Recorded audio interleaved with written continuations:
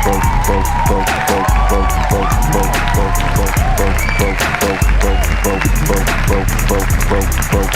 got smashed, bro. 3, 2, 1, go! What's up? It's your boy Levelhead back with another Live and Level Gamers podcast. This is episode 385. What's up, crew? K-Bum 20, Keith Norris. What's up, bros? What's up? What it do, man? Nothing much, man. Nothing. So, we got a little bit to talk about on tonight. What's up, Nia? Nia, are we unmuted? Yes. A couple weeks, so we okay. All right. So we got to talk about it. Microsoft is announcing that they are going to be announcing games for the Switch 2 and PlayStation 5. More games. What's up, Dark 301? Europe. We also going to talk about Ubisoft says microtransactions make the gamer experience fun. Slap yourself. That's right, slap yourself on all that. Also, we're going to talk about are Nintendo fans being hypocritical. WWE 2025 is out. And people are kind of sounding goofy now that it's not on the game key card. Look, y'all got to make y'all mind up. We got to talk about it. To game key card or to not is the question. Y'all got to make y'all mind up. And more. We got a little bit to cover on tonight. We got a little bit to talk about. What's up, Comic Book Crunch? Man. So, yeah, that's enough. Get it.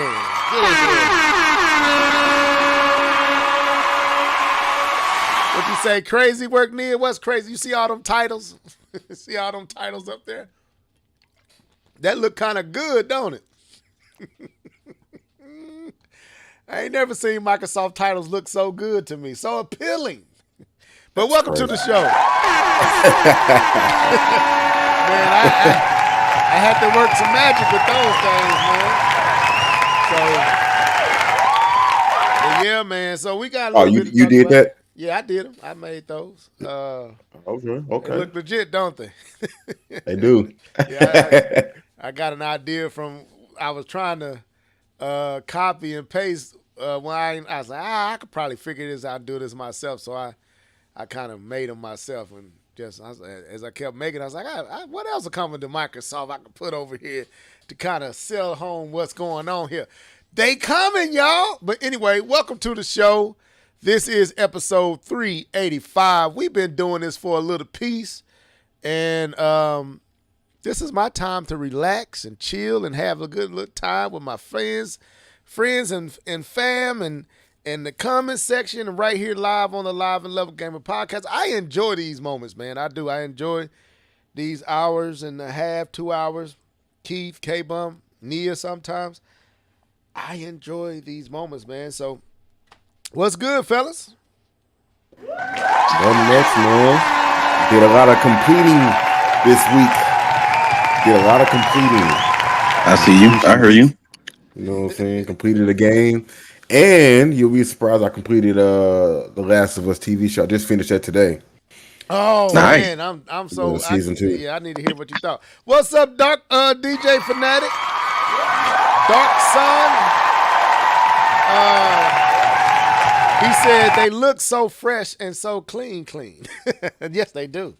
Especially that I was like, dang, these covers look kind of dope on the Switch too. But they're coming to the PlayStation 5 as well. I mean, I think Gears has already announced it's only a matter of time before South of Midnight is south of Microsoft. You know Ninja Gaiden 4 is coming. You know Indiana Jones is already on the PlayStation 4. And you can kind of see the mess up. I didn't even realize Indiana Jones title is under the Switch 2 logo. I need to fix that. Hey, look the other way, y'all. Don't look at that. But anyway, Welcome to the show. We'll just let a few more people get in there. Make sure y'all liking. Make sure y'all sharing. Put this on the X. Put this up where we can get the room filled up with peepholes. But yeah, man. What's up, K-Bum? What's up, man? Sorry, brother. My wife just brought some Chick-fil-A. 2 minutes for the podcast, so I am trying to digest food. That's why I am happy you are excited today, and you are doing all the talking, so I can get this spicy boy some fries, so I can get my words in. Yeah, I am Cool. excited. I'm glad you answered that because I was gonna ask you what you get. No, what you got, K-Bum? What you do? You get the nuggets or you get the sandwich? Nuggets. I'm an adult, sir. No, Well, I'm that's just what playing. it's. Okay. No. I get the I get the spicy sandwich because you can't get the regular sandwich. I don't know who does that. Me? Get the spicy sandwich. Me? Whoa. I do the regular sandwich, man. I mean, Now most that's time crazy. I do the dip nuggets. What? Okay. So what's Jeez. so real and next level? Because my daughter always get the spicy. What's so real about the spicy? It just tastes About better, bro. It's a spicy. better, That's got a Got little a spicy. kick a to little it. kick to it. Okay, I might try it the next time. What was Remember that key? he said a better kick. I think. Better, yeah. Well, Yeah, gotta have a I kick. had some good old beans and cornbread and not mashed, but smothered potatoes and some That sounds good old home cooking right there. yeah, I cooked. I had to, man. My wife out of He gonna town. be asleep. My mom up. I had to make sure we eat good. Them leftovers, it's better the next day. So I just They get the marinade. the meatball, the spaghetti, the spicy. But anyway, yeah, man, I'm excited, man. Got a lot of DK Bonanza in. We're gonna talk about that. What else, man? That spicy is off the hook. DJ Fanatic. What about? Remember when they was fighting over Popeyes, when they had them new sandwiches, and it was a competition between Popeyes and Chick-fil-A, and then Wendy's tried to jump in there. That was the COVID day. That was COVID. Wasn't that before Hey, COVID or first, right? Wendy's COVID still days. does have. There's COVID. Wendy's got a nice chicken sandwich. I ain't gonna lie. They still got a nice chicken sandwich. Yeah, you can Popeye's get your chicken bread. sandwich is good. Popeye's chicken sandwich is good, but they sides suck. To Man, I me, got that chicken sandwich, man. I was like, man, we waited for a month because you couldn't get one. A month for this, it was all right. It didn't blow me away. No, You know what I'm no. saying? When they came back skinny.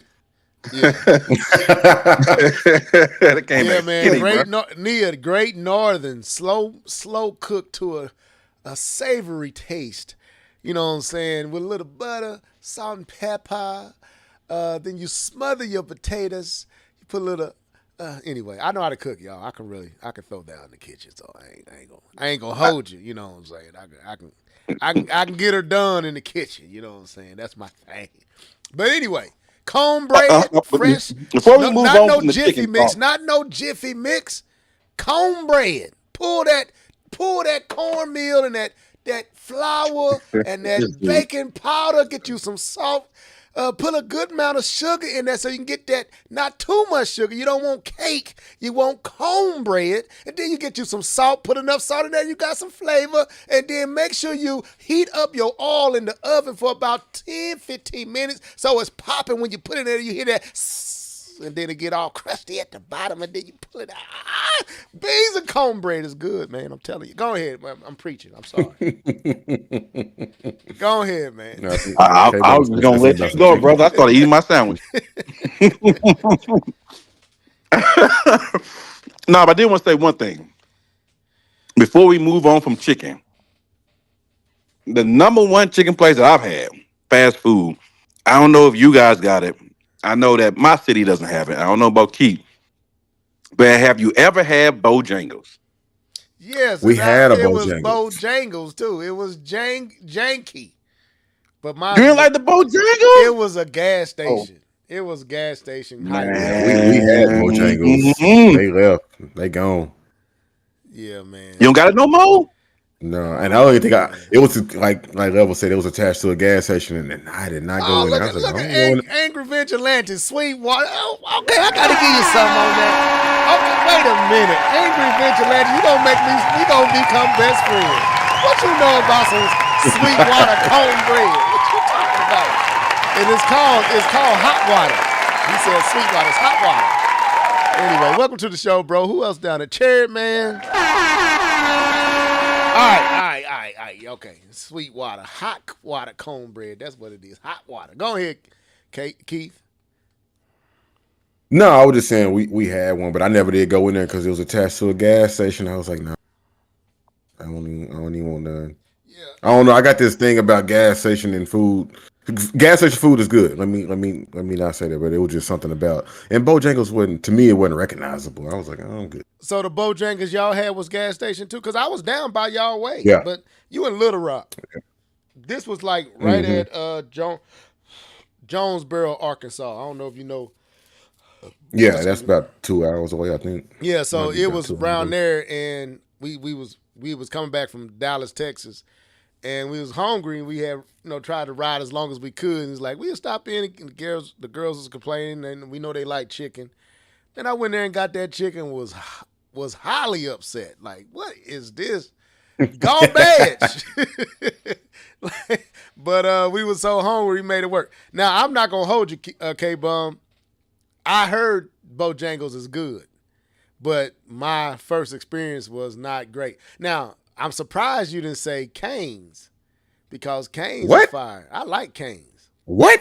Cane's got sauce. That's it. I don't Cane's like they sauce. I like they If you wings. eat canes without sauce, you a madman. I don't All they like got they is sauce. sauce. Now my wife and my son and all them, I don't like they sauce. Give me That's me crazy. options, Kane. Stop being stingy. How can you eat? How you eating canes then? What you Man, eating with it? most time I get it, we stop in Arnold, and man, that Arnold They cane must got be on lit. I'm talking about be fresh Hey, every time cane's I get chicken it.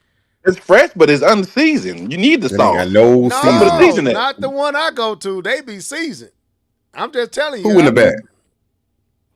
No, Who I in the don't back? know. Tell the All I truth. Tell know the truth. is when I go to the Canes, 90% of the time when I go, why are we talking about food? Because we can grow me. Well, I don't know. Anyway, This is a man who eats unspicy Chick-fil-A, so I don't know if I trust your opinion when it comes to I don't even go to Chick-fil-A like that. My wife and my mom, my kids go, but when I do go, I typically get the nuggets. I don't even get the sandwiches, but I've never got the spicy. But my daughter always getting the spicy. But now when I go to Popeyes, I get the spice. There's already spice. Anyway, what are we doing here? We unbroke the ice. I'm a vigilante. Are we related? What you know about red beans and rice, sir? Oh my. Anyway, all right. Let me stop. So, we got a little bit to discuss on tonight. There will be some people kind of making me raise my eyebrows. Like, y'all got to make y'all mind up. But here we go. So, y'all want to go into what you've been gaming on since we unbroke the ice? Oh, wait a minute. K-Bum. Keith, are y'all going to see Fantastic Four? I haven't even seen Superman, brother, but my friend just called me right before I got on the podcast, and he told me it's a good watch. He like it. I've been hearing it's good too. Now I heard Superman was. I've been getting mixed. I've been hearing some people saying it's cool, others saying it's terrible. So I want to see it, but also next week I'm gonna be on vacation, so we won't be here, and I think they're gonna have that Nintendo Direct next week, and I guarantee that's when they're gonna have it. But we won't. If I can figure out a way to do it, we won't have all the bells and the whistles. If I can figure out a way to do it where I'm at, I might. But don't hold me. Well, now I ain't got all my trims. I ain't even got. Yeah, I don't know how I'm gonna do it. So we probably won't have the cast next week. But anyway, you said you not. I haven't seen Superman either. K-Bum, did you ever get the chance to see Superman? Me and the wife are trying to see both this weekend, so we'll see if I get a chance to check out both of them. No, you go ahead and eat your food, sir. You sound like me on all the other podcasts. All right, so can you handle the spicy, the spicy, the meatball? Can you handle it? Let's go. Yeah. You know what time it is? It's time for What Have You Been Gaming On? Sing it, folks. Let's go. Let's go. Hey. What you been gaming on? What you been gaming on? What you been gaming on? What you been gaming on? What you been gaming on? What you been gaming on? Gaming on, gaming on, gaming on.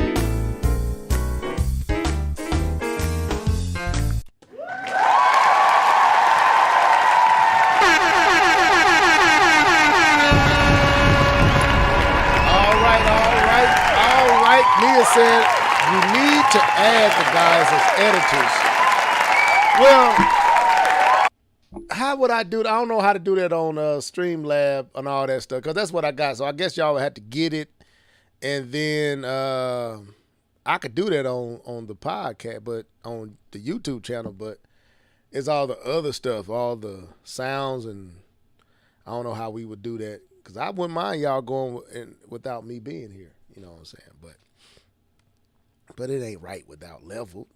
Just like it wasn't right without Keith. It ain't right without K-Bum. But me and Keith can typically hold it down if we talk Nintendo. K-Bum go on vacation. But it just ain't right when one of us not here. Don't feel right, man. But anyway, who is that? Kawan, what's up, man? Y'all in here tonight. Y'all here. Yeah, y'all are. Y'all in here. But anyway, let's get into it. What you been gaming on? Heart and soul, I missed you. So I got everybody over here. All right. So let's go. Who going first? What you been gaming? Let that man eat. I'm gonna go. So yeah, guess what I just bought? I just bought Daemon X Machina for $2.95 on PC. All right, that's just for people who want to know. So what have I been gaming on? I have gamed on The Legend of Zelda: Tears of the Kingdom and Donkey Kong Bonanza. And because I didn't want to get spoiled, and I will not spoil anybody here tonight, I went ahead and pushed through and I finished Donkey Kong Bonanza. So I made it clear that I wasn't excited about the game initially, and then they had that second trailer, and I was like, okay, my interest has been piqued. So I'm playing the game, and there was moments where I did begin to get bored with punching through the levels and doing all of the stuff. I will admit that. However,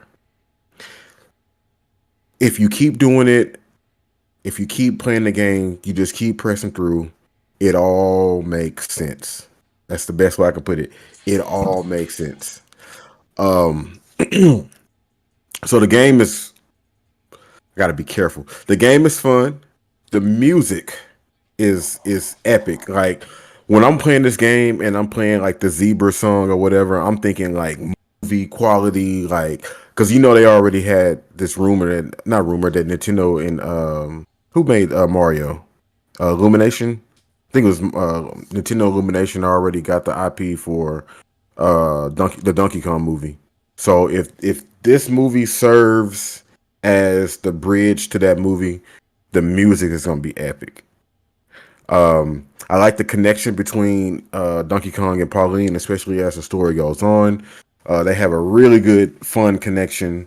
I don't know how this game fits into the Donkey Kong Mario lore. I really don't even care. I just think that this game, in and of itself, is a great piece of Nintendo showing how creative they are. What else can I say about this game? The powers are cool. There's a lot of surprises. Yeah, I don't know what else to say. And I like the fact that, like, with this game, the bananas versus like the power moons or the power stars, the bananas makes a lot more sense, and you want to go find bananas because you can then use the banana to upgrade your Donkey Kong and spec him the way you want to play the game. There's you can max out his strength. That way you don't have to go into the Kong Bonanza so much, and you can just punch with regular Donkey Kong, and he's a lot more stronger. Of course, obviously, you can increase your hearts. You can also increase the abilities of the Kong Bonanzas. Um, but yeah, man, I think if you're into Donkey Kong, you ever played Donkey Kong before? If you're into platformers, um, or if you just want a unique, interesting game, I think this is the game for you. If you've been looking for that game for the Nintendo Switch, this is probably that game. If you know what I mean. Mm. So my initial score as I was going through, I was hovering around 7. Um, but I'll probably give it a 9. And if you watched, okay, so I'm gonna give it a 9, but I do want to have a caveat. Digital Foundry had their video and they talked about the slowdown, and they said that it didn't impede the gameplay or whatever. For the majority of the game, the game is running at a lock 60 frames per second. You will experience slowdown. I'm pretty sure you experience a slowdown, but there are moments in the game where it's like, yo, that was kind of jarring. But those moments are so far and in between.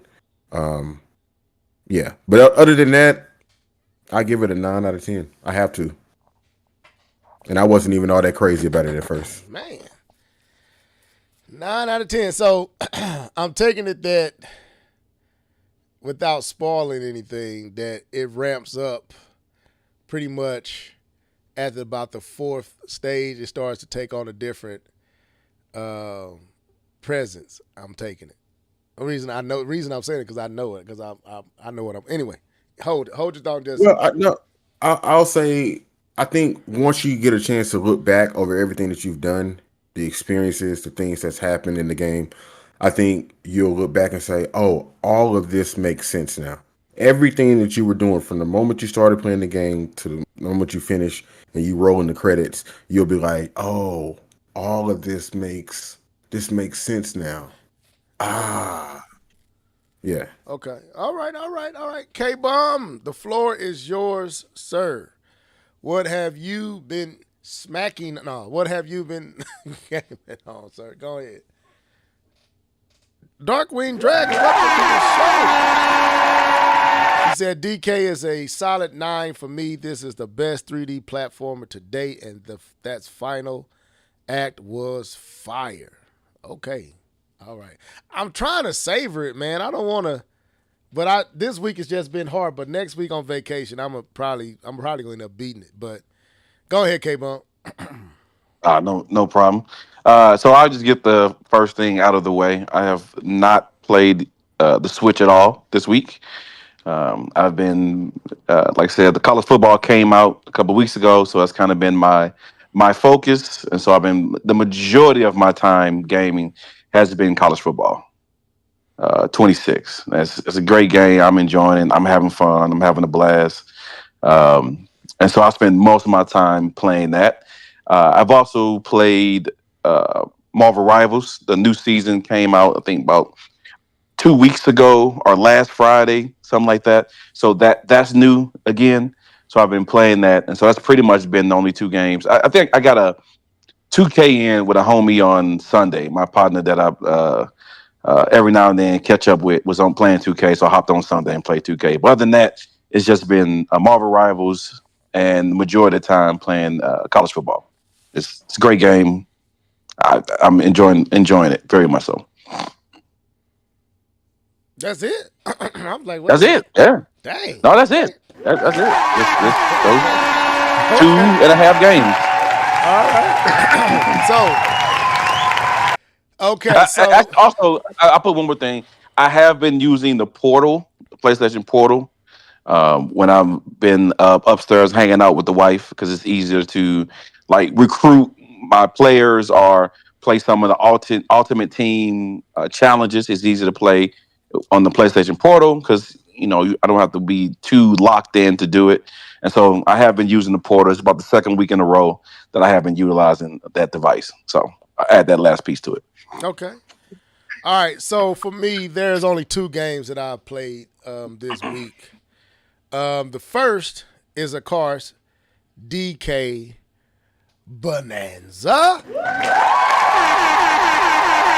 But before I talk about that, I was down here, working in my man cave, straightening up and things, and I was like, my PlayStation over there is comfortable down here. Hey, let me turn my 5 on and see what Astro Bot is talking about. And I turned on Astro Bot, and I just wanted to see how I was going to feel going from DK Donkey Kong. Anyway, let me DK Bonanza to Astro Bot, and I had a revelation.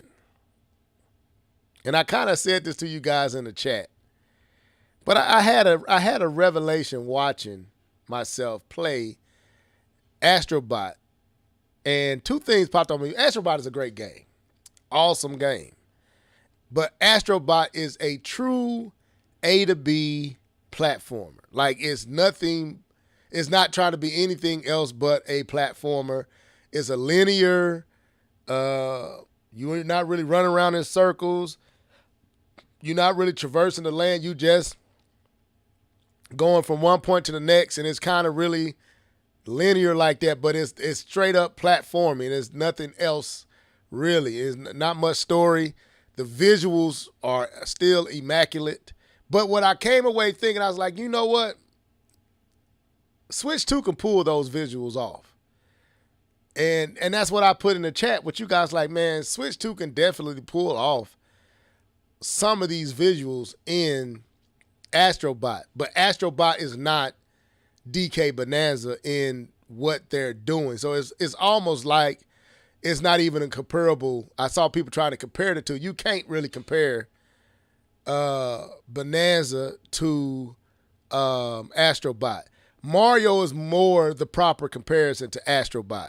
Because in many ways, you can't compare Mario Odyssey to DK Bonanza.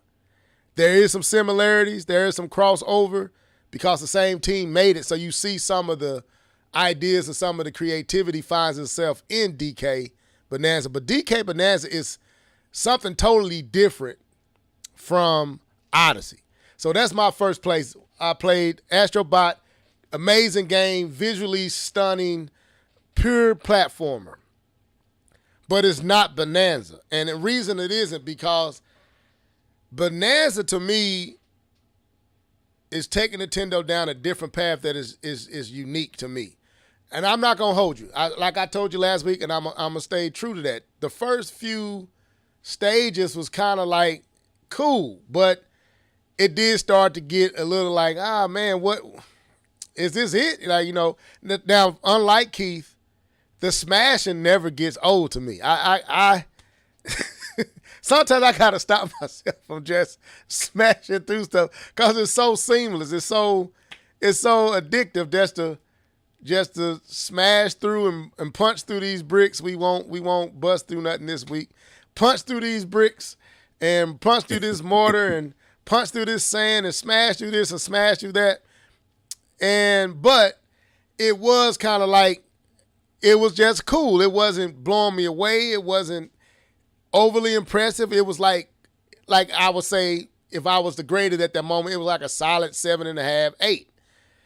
But like Keith said, as I kept playing through, and as I kept getting to stage and stage and stage, and as the moment kept getting more urgent and more serious, and the engagement and what's going on, and there's a level of seriousness here. There's a level of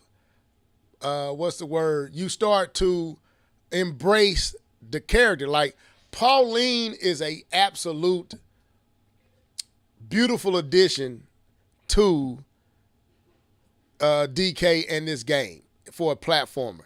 To constantly hear someone talking and is well acted. Where am I at? I'm literally, okay, so Nia said, where am I? I just went to where you at the split, and I chose to go to the ice stage, and I just beat the ice stage, But instead of going down farther, I try to get as much of the bananium and bananas and all the stuff in the stage before I move to the next stage. So as I was, you got the way you could traverse back up. You could get back up to earlier stages through the mother eel and whatnot, and the elevator and all that stuff. So I went back up through all the stages and tried to do all the shrines and all that. So anyway, I get there. So yeah, that's where I'm at, Nia. But I went back up and went the other direction that Keith tried to fool me on. I went back up and I went to the other direction. You had your own experience, brother. So, I was like, let that man play that game. So, okay. So this what I'm gonna say, man. There was a level of urgency, a level of seriousness that is not in the Mario game.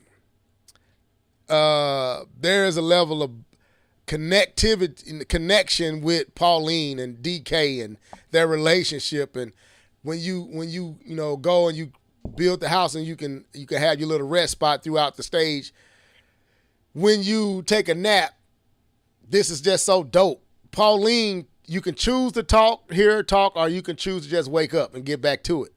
Well, if you choose to hear her talk, she always has something interesting. Like she either sharing her dream, or she sharing her nightmare, or she asking you questions about how you think it's going to be when you get to the core, or she going back into her past and talking about how it was on the surface and in her world. And you really start to care about this character. And she adds an element that I've never really experienced with Nintendo titles, to where I'm invested in the story. Now, don't get me wrong, Zelda Breath of the Wild. Hold up, wait a minute. No, let me keep You have said the words of K-Bomb. You have summoned me out of my Nintendo slumber to say something. Dragon. I know, Nia, I can tell that I'm not even cracking the surface, and I can tell in this because I can tell the tone is shifting. I can feel it. Like, man, this is starting to shift. It's starting to get way more. Don't cut me off. Go ahead. So anyway, so when no. So you telling me that voice acting and storytelling has made you more engrossed and immersed.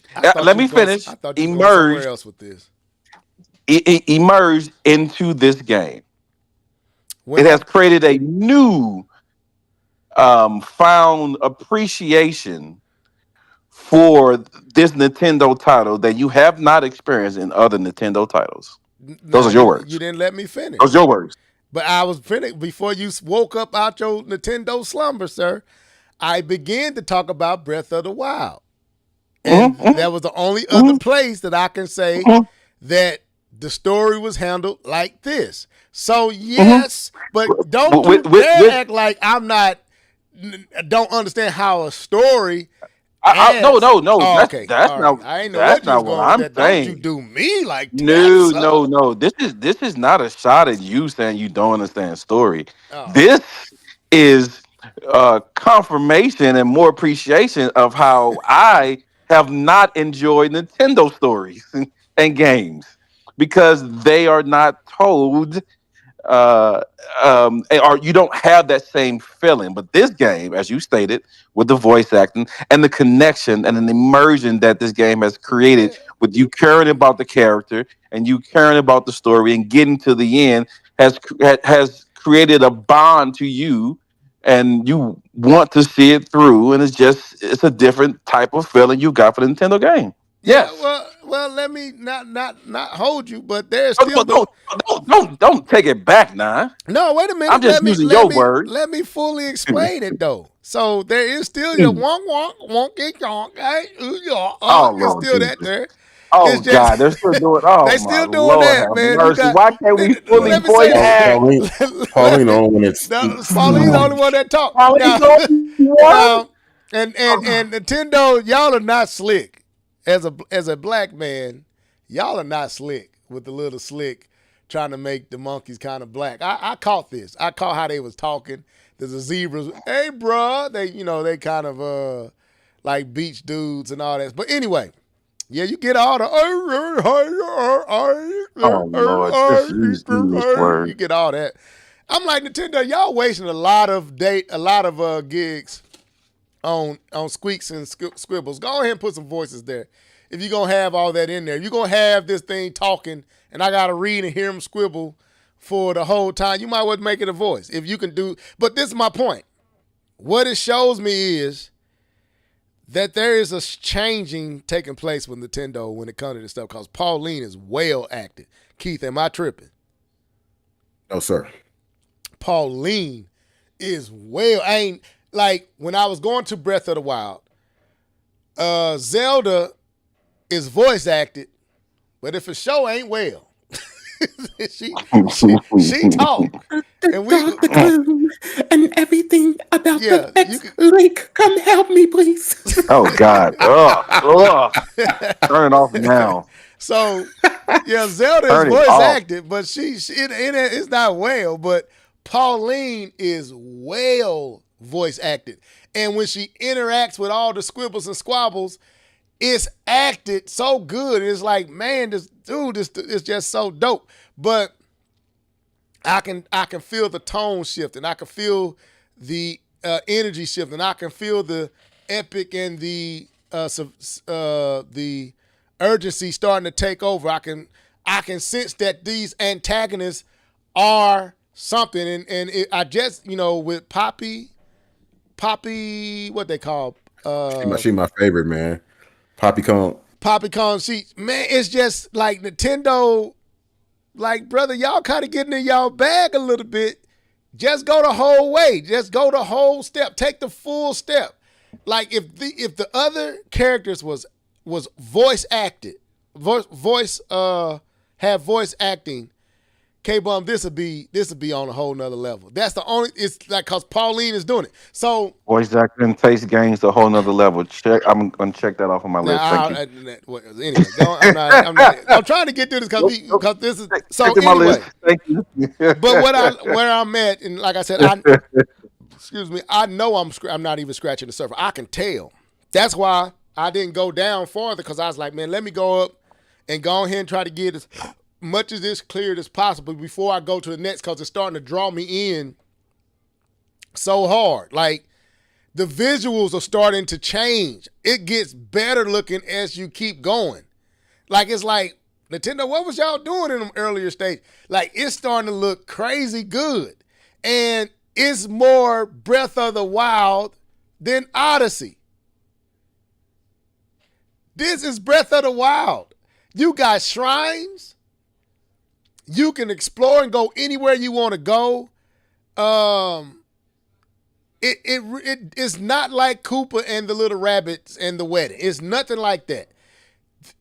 There's a weightiness here that you can feel something dire, something crazy is going on, and I don't really know what it is, but you could tell it's setting up. Because I like what Poppy said. If you think that you're going to do the president like you did me, just wait and see. And someone else, and I already I'm already putting my finger on who it actually is. And I think I already know who it is. So I'm anticipating but I'm trying to savor each moment. I don't want to just go through it fast, but man, it's starting to get really good. So next week I got to speak tomorrow night. So I had a lot of things this week that I couldn't just get in it. I've been trying to get in my studies and all that type of stuff. But man, the singing, the music, the acting, the animations, the only thing that's holding this game back to me is Nintendo didn't go as far as they could have went, I believe, with the polish. They could have made this game look even better than it currently looks. And we talked about that in the chat because Nintendo is not even using DLSS with this game. This is not the best it can look. It's like they holding back for possibly Mario, and maybe Mario might be fully. I don't know, but don't hold back.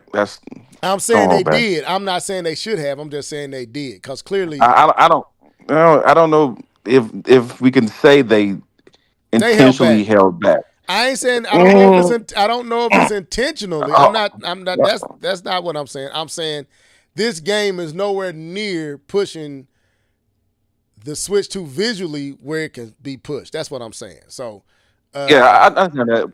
so Hold back gives an indication of you made a decision to make something better, but you decided not to. But we should just call it what it is. It's not up to par and leave it at that, because that's what it is. That's what we're saying. It's not up to I'm not snuff. I'm not gonna say It's not. It's not what it could be. it's not what it could be. I'll give you that. And I'm gonna still hold on to they made a decision to let it stay where it was. Mm. That's what I believe. I believe they I'm gonna interject, go ahead. and I'm just gonna say, just go ahead and finish the game. Don't worry about all that. Just enjoy the enjoy. Don't No, no seriously, because I don't want you to get caught up in that. Because like I think you're gonna really enjoy what's coming up, and I can there's tell, no need King. to focus on that. I can tell. I'm Yeah, not focused on it. I've gotten off the visual. I was just restating something I said in the chat to you guys live here. But I said it's visually. I'm past it. I'm enjoying it. But I just wanted to make sure I said that here. What I said to you guys there. So anyway, yeah, I can already tell the game is going to a whole nother place. I can feel it, and it's almost like when Tears of the Kingdom started to make that shift, and you really started to understand that this wasn't your normal Ganondorf. You see what I'm saying? Like right. you knew, oh, this is something, and then when you get in there, and you see him, it's like, oh man, this is different. So that's kind of what I'm starting to feel here. Like something is different about this game. What is it? So it's starting to open up, and Poppy kind of let it out the bag for me when she said what she said, and I'm like, dang, that's not Nintendo. That's different. Like, what you mean? You don't know who coming or something like. I was like, dang, okay, let's. Then I was like, well, hold up, let me not, because if I go down here, I'm gonna be hooked. I still got to study, so let me stop. So anyway, but anyway, that's what we've been gaming on, man. We gave a little bit more time to that than I wanted to, but all right, so let's go with this first topic, and let me get over here. All right, hush it up. So Microsoft, there was a few articles, and I got it in our chat, so let me pull it up real quick. There's rumors that in the next coming weeks, Microsoft will be announcing more of their titles, first party and acquired companies, games coming to both the PlayStation 5 and Switch 2. Now, I'm going to pull up two different articles. Let me pull up the one that was talking about both the PlayStation 5 and the Switch 2. Then I'll pull up the Switch. So it's this right here. And it says Xbox is gearing up to announce more of its games for PlayStation 5 and Switch. No, we don't want nothing on the Switch. Switch 2. Just say it right. Don't disrespect. It says a reliable insider has indicated that Xbox is preparing to confirm more multi-platform ports for the PlayStation 5 and the Nintendo Switch 2 relatively soon. Seeing Xbox first-party games on rival platforms isn't anything new at this point. Absolutely not new at all. But this rumor wave of upcoming announcements could mark the first time Microsoft confirms a Switch 2 port of one of its titles. Hey, K-Bum, we finna get some of these Microsoft games on the Switch 2, dog.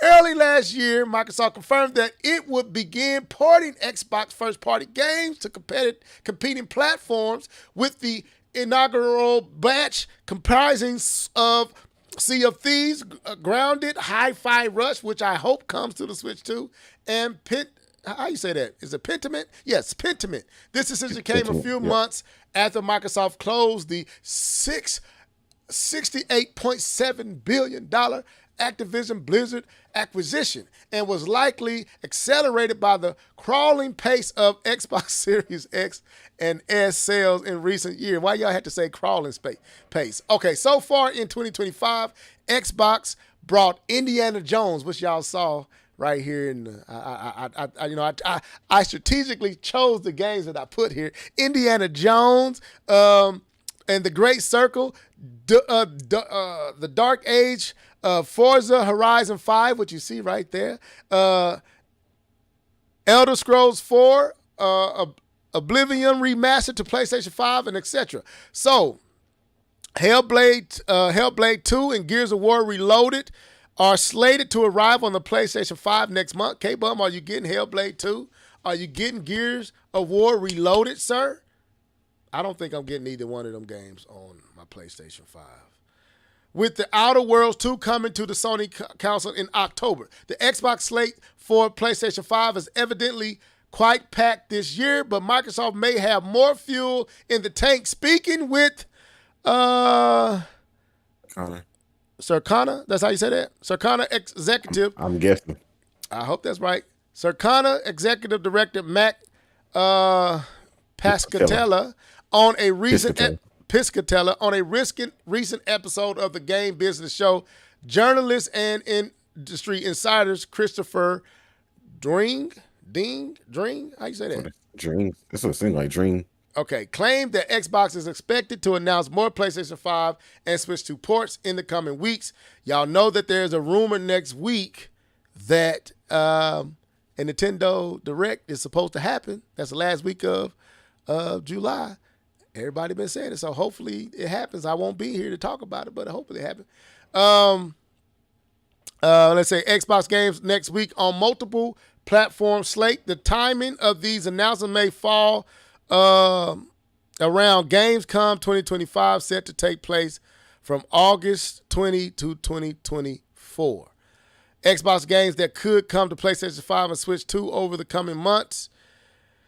So they got Avowed, Doom, The Dark Ages, which is already on the PlayStation 5. But as you can see right here, I chose to mock it up for the Switch 2 for you guys. Grounded 2, Indiana Jones and the Great Circle, which you see right there behind the Switch 2, everybody. Okay, let me stop playing. South of Midnight. Oh, I didn't even know that was on there, but you see it right there to get back inside of anyway, you saw it. And Starfield, which no one cares about. So let's continue. As for which Xbox titles could show up. Wow.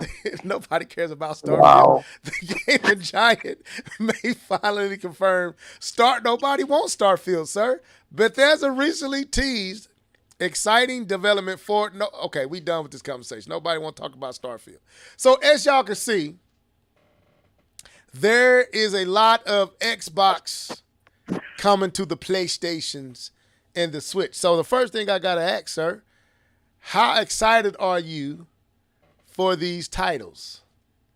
I would bring you in, K-Bump, since you've been quiet because we talked about Donkey Kong. Well, you wasn't quiet. But since you took a back seat to the Donkey Kong topic, he said, hey, I like Starfield. Okay, my bad. There's always one. So, K-Bum, question. Yes. Are you, as a primary PlayStation player and fan, excited for these more Microsoft titles coming to your beloved system, sir? So there's two answers to this. I think this is cool for PlayStation gamers that may have wanted to play these games. I mean, the whole exclusive thing kind of just it isolates people, right? If you may want to play a particular game, like I've always been a fan of Mario Kart, but not having a Switch or not having a Nintendo product mean I couldn't play it. I used to be a fan of Smash, but not having a Nintendo system mean I couldn't play it. So, seeing these games that you may have wanted to play, but you didn't have the system to play it on, and it being at your disposal, which, for me, like I said, was the main reason why I purchased an Xbox, was to play Mass Effect 1 and 2. It's a good thing for PlayStation gamers. I mean, that means you don't have to shell out What are they, like $600 now for an Xbox system? Whatever they went up to when the because of tariffs and the price hike. I mean, you don't have to do that. You can buy the games in your system. I think PlayStation gamers are vastly enjoying this.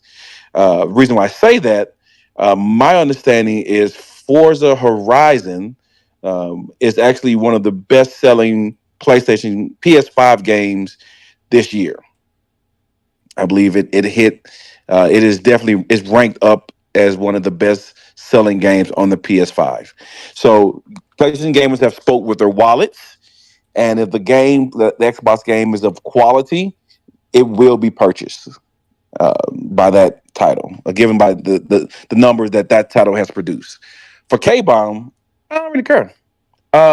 I haven't Wow. purchased or played a single Xbox game that has made its way over to the PlayStation. None of those games were good enough to make me buy an Xbox, and I haven't dipped my toe into the ones that's already made their way over here. Um, not interested in let me say that because I'll go and buy the game and people are like, you say you weren't interested. Right now, I am not interested in those games. Indiana Jones to me never looked that good. I didn't feel like I was missing out by not having a Xbox. South of Midnight was the only one that kind of made me pause. That made me say, hey, you want to play this game? And then I saw the gameplay and I was like, I can wait. I can wait. I don't got to be in a rush. Starfield is interesting. It's a space game. It's not Mass Effect, but it is a space game, and I do love sci-fi. So that one that after you flamed it a little bit level, I'm actually interested in, but it was never enough to get me to buy an Xbox. And I know I've uh, got to hear some of the play-by-play through Keith, because I know he was able to play that game via the PC. And I guess the only other game that I would be interested in, um, I already said South of Midnight. I said Starfield. I think that's about it that I would personally be interested. But for a PlayStation game as a whole, again, I'm changing back. This is a good thing, and by the numbers that Forza Horizon has done, they will buy it if it's of quality. Okay. What's up, Quan or Quinn? I think it's Quan or Quan. What's up, man? Welcome to the show, Manchu, but Manchu. Keith, go ahead, sir. Are you excited about some of these titles coming to PlayStation 5 and Switch 2, possibly? Some of these games are uh, already on the PlayStation 5. So, as this one right here is running on the PlayStation 5 Pro. This is Forza Horizon. Go ahead. say running on the PlayStation 5 and Switch 2. Personally, no, because I do have access to everything that's available. So I guess I'm not beholden to like the Switch 2. Like, oh, I can finally play it now. But as far as like what K Bone was saying, the fact that it's coming and it's available, I think that's dope. Especially when you think about a game like Forza. As a Nintendo fan, we haven't had a game like that at all that I could think of. at Um, all. like because PlayStation has Gran Turismo and they had Drive Yep. Club, Drive all these Club. other Yep. types of games. Yep. So with Nintendo, we don't typically get titles like that. So Forza will be a welcome title to come over. But for me personally, no. But I can speak about the titles in general because, like I said, I can go play them now. Um, I am interested in South of Midnight still, even though I haven't pressed the button to play it. But I am interested in that Press game. the button. That's funny. I am interested in that game. Ninja Gaiden 4 when it comes, absolutely. Probably won't play it on Switch 2 if it come over to Switch 2. I gotta see what how it's running.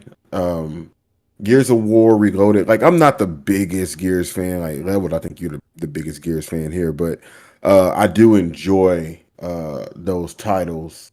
I did want to play Indiana Jones at one point, but We remember. We didn't understand what was wrong with you. Like what's wrong with you? What is this dude I talking wanted about? to play it at one point, but I'm not in any rush. As long as I'm on this side of the dirt, I have my play that game. But like I said, I ain't in a rush. But other than that, man, I think it's a good look. Microsoft, they're trying to get that money any way they can, and I applaud them for understanding that it's time to open up their war chest of games and spread them around so they can keep their division open. But as far as Right? like specifically for Switch 2, nah, it doesn't bother. It doesn't matter to me, or PlayStation 5 doesn't matter to me. Um, but that's me. That's my personal opinion about that. Okay, and I mean that's what we want. We want your personal opinion. I'm gonna say for me, yes, this is exciting. As you said, I am a Gears fan, and you know that Gears E Day, or is it E Day or D Day? I think it's E Day. E Day. E Day is coming. So if a Gears shows up on the Switch 2 or the PlayStation 5, either or, which I have both, then that means I can continue to enjoy those titles without having to buy an Xbox to enjoy them, right? So yes, I'm excited for that. I'm also excited for Ninja Gaiden 4, which I believe is going to come to the Switch 2 or in the play, and I know it's coming to the PlayStation 5. So that was never a concern to me. Matter of fact, this is running on the PlayStation 5 right here. But if it comes to the Switch 2 and it's within the same lane and it looks just as good, I'm probably get it there. I'm just being honest with you. So I am excited. The more that comes to the platforms that I own, the better. Now I'm not looking forward to all these games, but the fact that games that I cherished, that because this generation I had made a decision I was going to pick either the Xbox or the PlayStation, which I knew once I made that decision it was going to be the PlayStation. Now I get to still enjoy these games. So yeah, I am happy for them coming, and looking forward to what they're going to announce. Definitely Ninja Gaiden 4 is number one on that list. Gears E Day is right there with it. I do think South of Midnight is a cool looking game, and I believe it deserves an opportunity to be enjoyed by more people because I think games like that might die just being left on the Xbox. So I would love to see Forza Horizon on the Switch too. I mean, PlayStation, it probably ain't as big deal for them because they got Gran Turismo. So some of these games, I believe. Okay, so let me ask this question: which system would benefit the most from these titles? I think that's a good question to ask.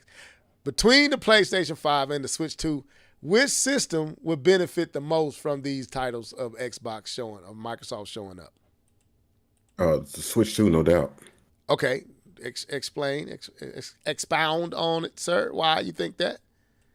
Um, as I mentioned with Forza, there's no games like that on the Switch. Right. Gears of War. What was the other one? What was that? Doom, Dark Ages. Mm-hmm. There are no titles with those visuals. Just those types of visuals on the Switch 2, or just there's no titles like that with PlayStation. You have a version or some semblance of these types of games already on your platform, so it makes sense that it would be successful on PlayStation because this is what they do. But I think the Switch would benefit the most from it. I'm not going to argue who sell the most, but I think Yeah, that's why I when we're said talking about benefit. Sales, yeah, it wasn't a question of sales. Yeah, benefit was beneficial would strategically definitely be used. Yes, intentional yeah. with that word. All right, so you say Switch 2. K-Bomb, which system would benefit the most from these titles showing up on the PlayStation 5 or Switch 2? I personally, I think it's a very easy question to answer.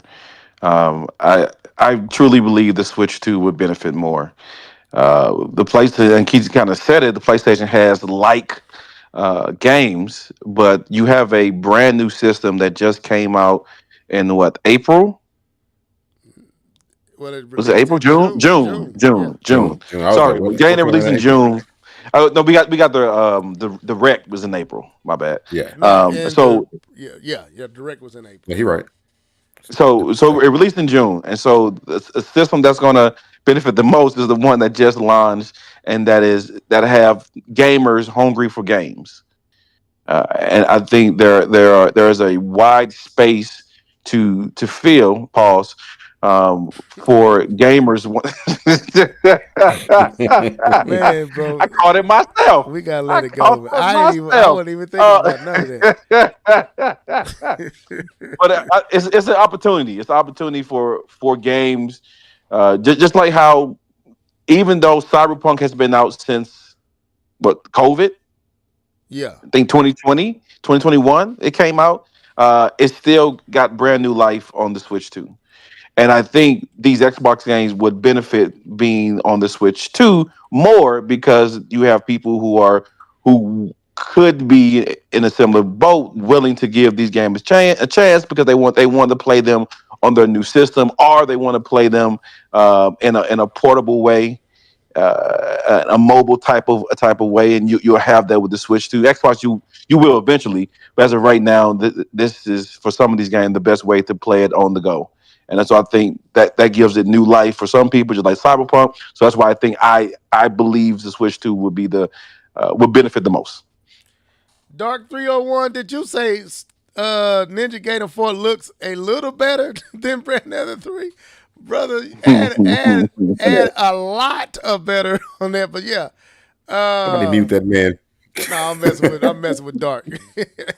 So anyway, Cherry Man, what's up, man?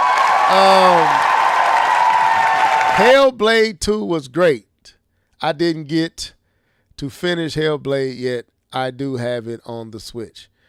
Okay, I guess that was a conversation in the chat. All right, so do I believe which system I believe would benefit? Of course, the Switch 2.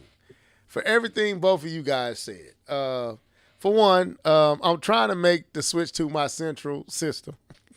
So it's a little selfish on my end. But yeah, everything you said, K-Bum, and everything you said, Keith, these games are already in abundance in some form or fashion on the PlayStation 5. So it's going to be an addition to what's already there, whereas on the Switch, these games are not there at all, so Right. Right. So yeah, it's obviously is going to benefit the Switch too. So to be fair in the conversation, where do you think these games will sell the most? Will these games find a home on the Switch 2 in a way or will it find a home on the PlayStation 5? And then we can move on to the next topic. Which one will sell the most? I'm pretty sure that's obvious as well too, most likely. I personally feel the PlayStation 5 would sell the most due to well established system, and um, gamers on there are similar type of gamers on Xbox, and so similar type of games would probably sell more. But I still think it depends, because I think something Yeah. like a Grounded 2 Yeah. may sell better on the Switch. And it's not a knock on Kitty. It's not a knock on the type of game. It's just that it's more accustomed to Nintendo games Nintendo fans like, and I think that would probably appeal more to that crowd than it would the Sony crowd, who will probably spend more on like the Indiana Jones or the Starfield, more of those story driven type of games, which hits home for Sony gamers. Are you saying that PlayStation Sony gamers don't like live service games? I'm just kidding. Didn't we just cancel a bunch of live service games? Isn't that the reason why we in the situation we in now? Exactly. But I want to real quick, Keith. Well, let me ask you this, Keith. I want you to expound on this, what K-Bum just said about the fan base of Nintendo. Nia brought this up a few podcasts ago she was on, and she said this on X, and I believe we all kind of agree with it, that the current audience on the Switch is not the typical audience anymore. It's not the same as it once was. So I think the taste for the audience is changing. I mean, of course, first party is always going to be the creme de la creme, but I'm saying I believe these games possibly will find love on the platform in a way that we may have not seen in previous generation. Now, there's factors to why those games wasn't selling, but Keith, what would you say to that? Are we dealing with the same Nintendo fan base? Has it grown with the Switch? Per our next conversation that we're gonna have later on, yes, we dealing with the same Nintendo fans. Yeah, we are. Yes, we dealing with the same Nintendo fans. You can't win with these dudes. We dealing because That's funny. I don't even want to say it. I don't even want to say it, but That was good. That was good. our Nintendo fans broadening their spectrum, sure. But there's always this caveat as to why they do and say the things that they say. But yeah, Nintendo fans are definitely broadening their perspective on things. And I think it's also because I'll just speak to first party titles. I think Nintendo is also expanding how they make their games. Just to kind of leave that third party topic alone because I really want to go in.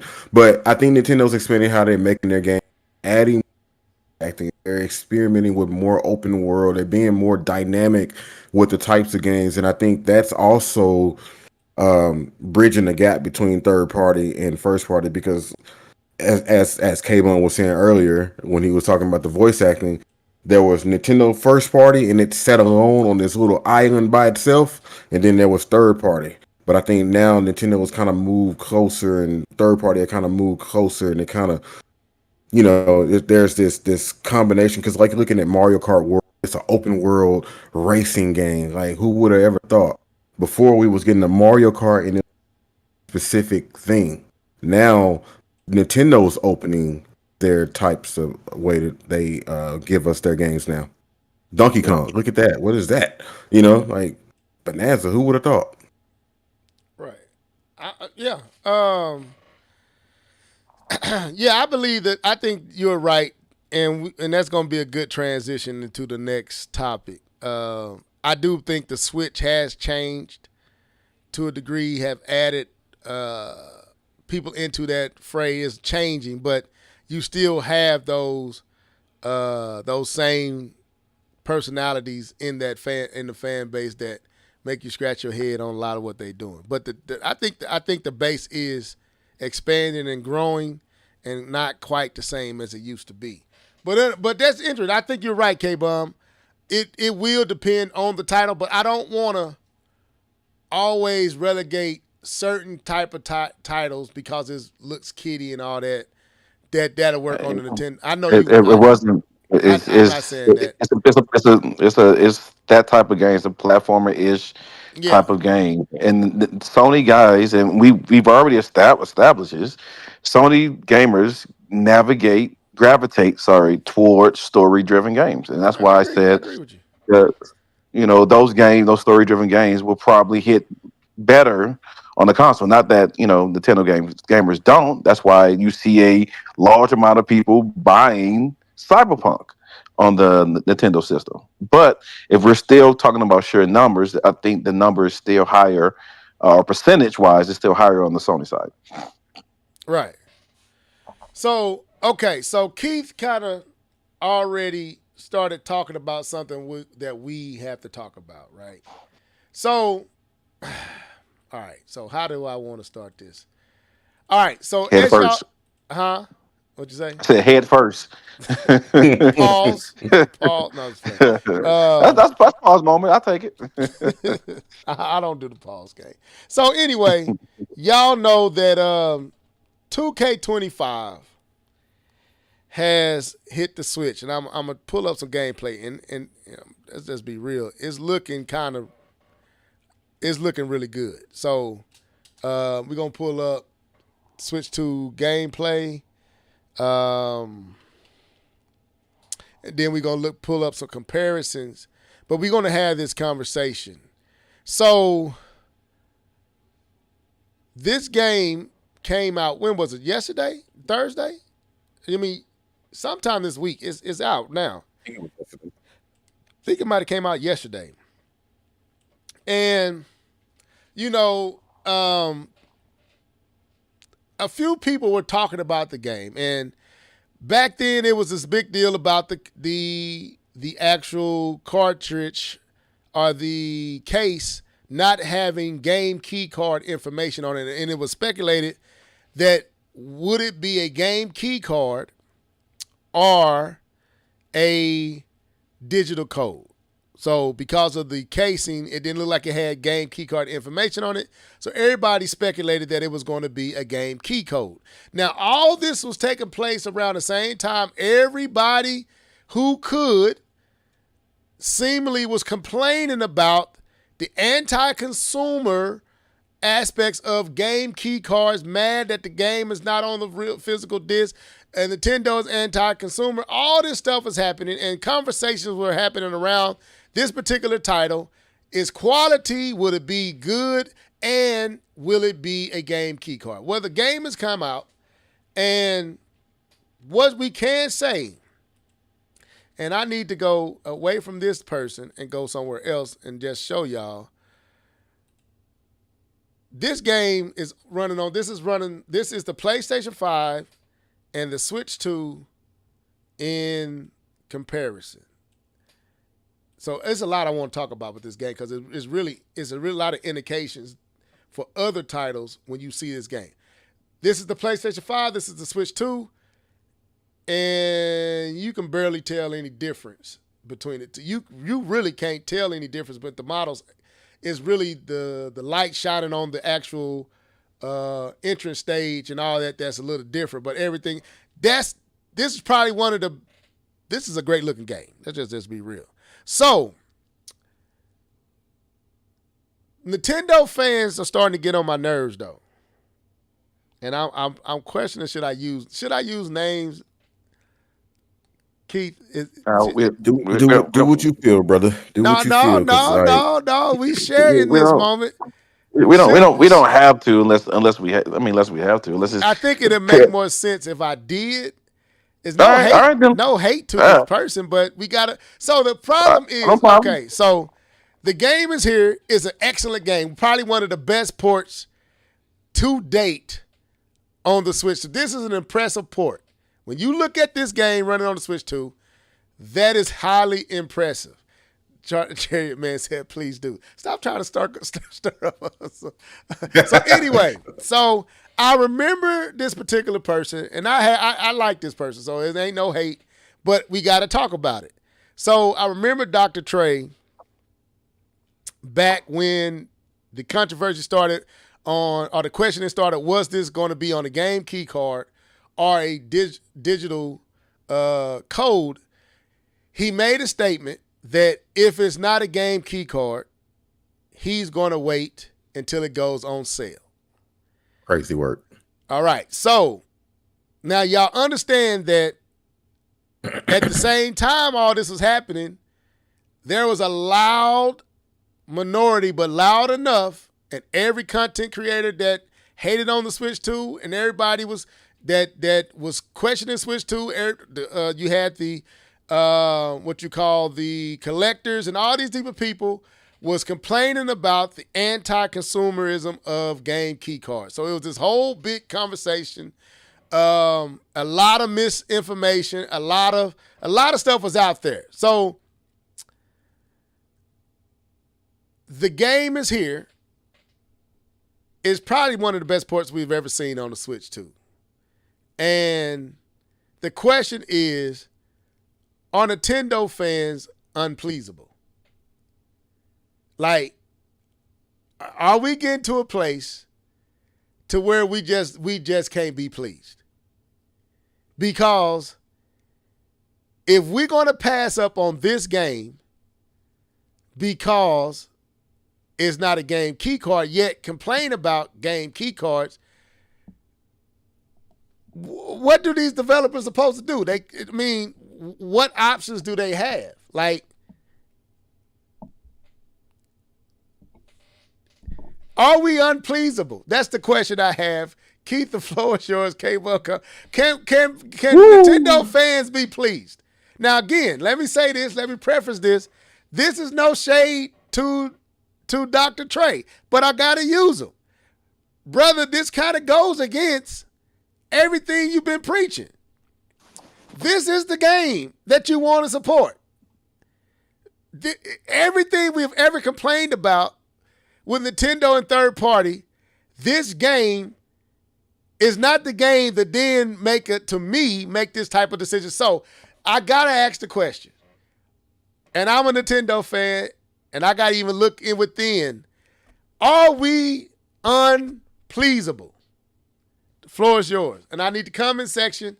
Keith, you come in. This happened on Twitter. I'm on X, and then of course, like I said, he kind of hedged that. You can call it months Twitter. ago. You don't got to call it X. Twitter, yeah, go ahead. Twitter. Woo, man. Listen. When I saw his tweet, and I'm just preface this and I'm going to go into a bunch of stuff. When I saw his tweet, I wanted to comment, but I had to calm down. Calm down, sir. I couldn't comment how I really wanted to comment because, like you said, I don't have no hatred towards Dr. Trey. But to me, that is the weirdest take that you could possibly have when a game like this is performing at this level. We're talking about full 8-man matches. The game doesn't drop a frame. 6 frames per second. 60 frames per second. They have 2K is 60 frames per second. Nice. 2K has done what everybody has been asking them to do when it comes to third party. This port, it's not 1-to-1, but it's so close that it's almost indistinguishable between the two when it comes to the other platforms. And instead of supporting those efforts, you say, I'm going to wait on a sale, which goes against all of this. One of the reasons that third party historically skips Nintendo One, it doesn't sell. It doesn't sell. So you're waiting on a sale.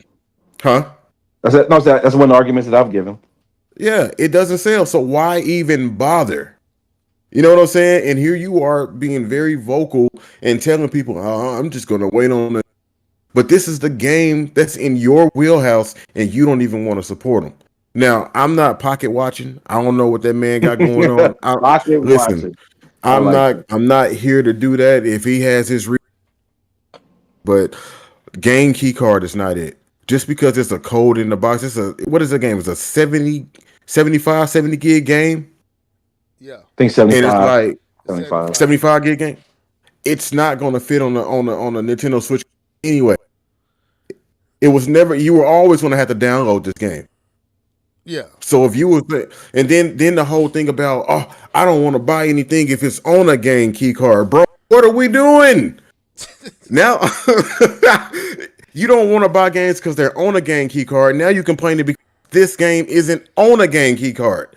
But does the same person complain about both ways or different? Both ways. Oh. I don't want to play games on the game key card. Why can't you put the game on the bro? I don't think that was Trey complaining about the game. Was he? Now you correct me. I don't know, but I know Nintendo fans. Yeah, Nintendo fans definitely were. I know Nintendo fans were complaining about game key cards. Some of them. Some of them were. Yeah. But then this game is on a game key card, not card, but the little whatever it is, the little digital code. And it's a problem. Like Nintendo fans, and I'm speaking as in general, not to Trey. Nintendo fans, like if you want these games to continue to be on your preferred platform, you're gonna have to go out and to support them. Right. It can't always be the way you want it to be. Right. Would I prefer always having games on? Sure. Do I want digital? Sure, all of that. But you can't make a grandstand on everything because it's not this picture perfect place that you want it to be. Because there ain't gonna be a 2K16 WWE, and somebody gonna be making videos talking about, oh, you had the last one, put this on there. No, bro. Remember, you waited on a sale. We didn't get paid for that, so we're not gonna support you.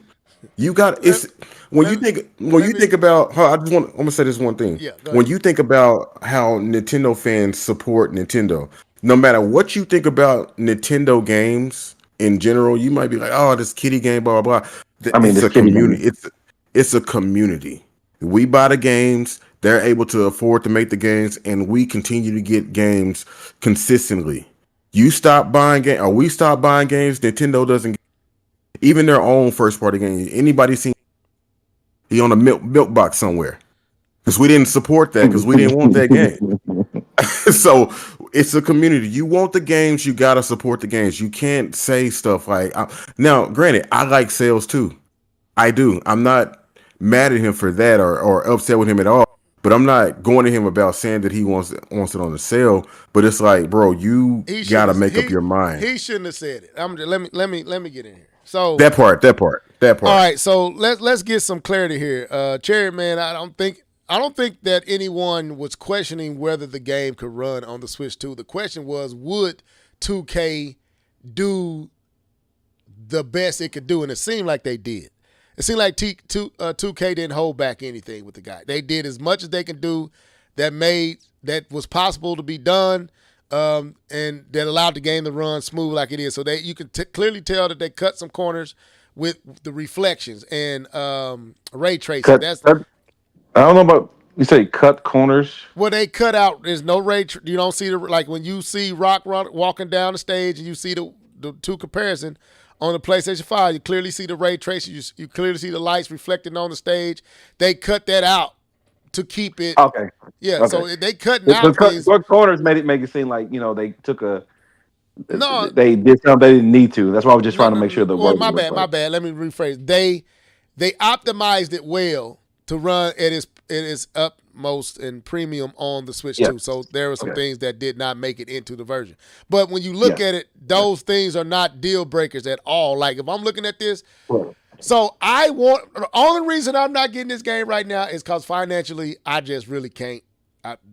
I stretch to get DK Bonanza. I'm tight right now, so I'm trying to. Right. So, but if I could get this game on before I go on vacation, if there is a way that I could get this game, you best believe I'm getting it, right? So, my problem is, and it goes back to what Nia said in the chat.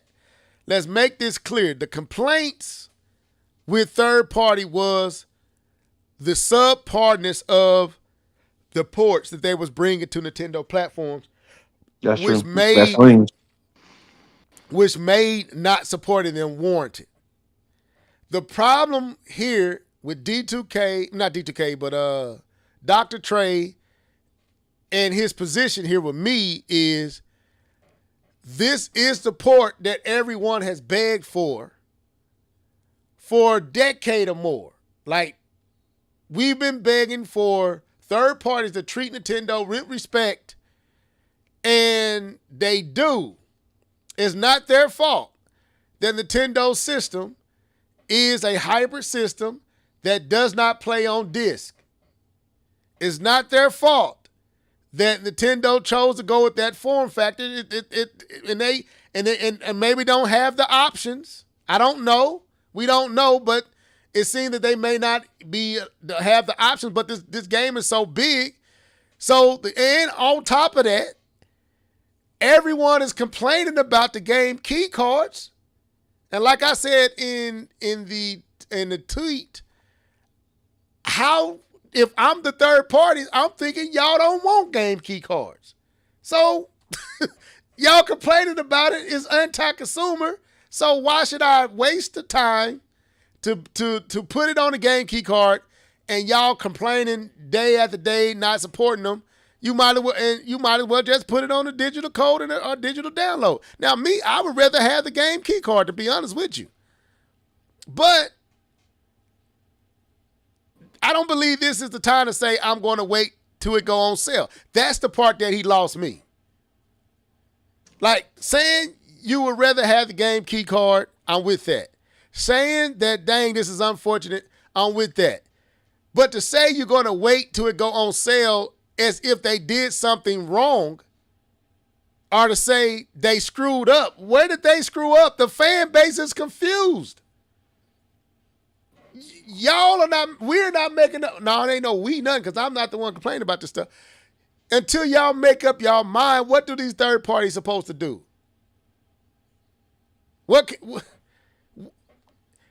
Y'all the one made game key card the problem. It's not a problem, but y'all made it a problem. It's a real solution to a situation of a form factor that doesn't have the liberties of a disc. The disc also have key card elements to it, but y'all don't talk about that. Y'all have made this a big problem. Y'all have let loud minorities make this an issue to now I don't know what these third parties supposed to do. Now I'm not saying that's why 2K didn't put it on a game key card, but like I said, y'all opened the door for them not to. How many, and I'm going to give it to you, K-Bump, how many articles, how many videos have we seen about the anti-consumerism of game key cards? Yeah. So, plenty, right? Since the debut, and even before the Switch was hit the market, when we found out about the game key cards, you have had this media blitz of negativity around it. There's a lot of confusion. Matter of fact, I'm glad I didn't tell this last week. I'll tell it now.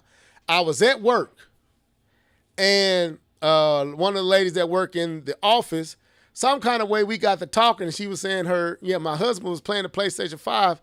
I was like, yeah, oh, he a gamer? I was like, yeah, I'm a gamer too. I said, I got the Switch 2. I said, I'm a Nintendo guy. I got the Switch 2 and the PlayStation 5. She was like, yeah, we've been considering getting the Switch 2, but we scared because of the game key cards. And she didn't know nothing about it. She had been hearing about it. I said, what about it? She's like, that the gamers is what did she say? That they can take your game and turn it off and all that. She had all this. I said, ma'am, right now on your PlayStation, all those games are basically the same thing. I said, she was worrying about the servers getting turned off and all that type of stuff. So she was like, her son wants to Switch too, but they don't know. I was like, well, if you got the PlayStation 5 and you playing games like Call of Duty and all these type of games, you already experiencing what the equivalent of a game key card costs. Call of Duty is most of that is downloaded. If they stop the server, you won't be able to play that game much online anymore. So she's like, oh, I was like, yeah, if you're not, I told her, if you're not a collector and if you're not looking to continue to play these games past the life of the Switch 2, she said, no, not really. I said, then you don't have nothing to worry about. That's how hard the argument around games key cards has been. Matter of fact, Nintendo has begun to have conversations around game key cards.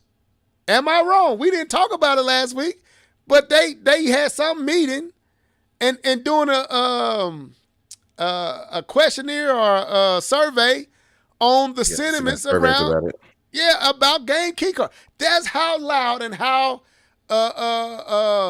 much of a ruckus has been around game key cards. So I'm looking at a Take-Two and probably EA and all these folks may start going away from game key cards and just go straight digital because y'all are confused. But to say I'm not going to buy it until it goes on sale, it to me is Trey. I got mad love for you, bruh, but that is a little hypocritical. It is. If he get this, he make a video, hey, so be it, sir. You kind of being hypocritical on this title with the quality that it is. You being hypocritical because the game key card is a digital download. I know it does give you the freedom to trade it in and all that type of stuff. But I don't know what they supposed to do with this level messaging around the game key card. I don't know what third parties are supposed to do. So anyway, I get the floor to you, K Bum.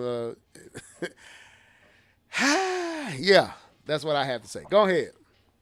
Um, these are the things that I can't say. I usually don't say because I try to keep it culture when they keep it nice and cozy when it comes to Nintendo conversations. But I have for the longest believed that Nintendo fans are very hard to satisfy as a bunch. That's kind of been my take and my view on it. But I keep it to myself. And As you should. As you should, sir. since my views because I say it is taken with a different You right. uh, You doggone right it is. perspective, even though it may be a correct assessment, and so I keep those things to myself. As you But should. no, I mean, if you're right, you're right. I mean, but anyway. Uh, but this is a this I don't knock anyone for waiting for a sale. I will be the last person to knock anyone for saying that they're waiting for a sale. I there is only maybe a small handful of games that I will buy at full retail price. It is a small handful of games. Other than that, either it's GameFly, either it's a sale, or some other way. I do not buy a lot of games full retail. So I personally can't hate on anyone who's saying they are waiting for a sale. Now, the reason why I can bring us some conversation around that. I don't fully understand the debate or the debate is not a good word. Issue. I don't understand the issue. That's a better way to say it. Thank you very much. The issue gamers have created with game key cards. For me, but see, I'm in a different position, right?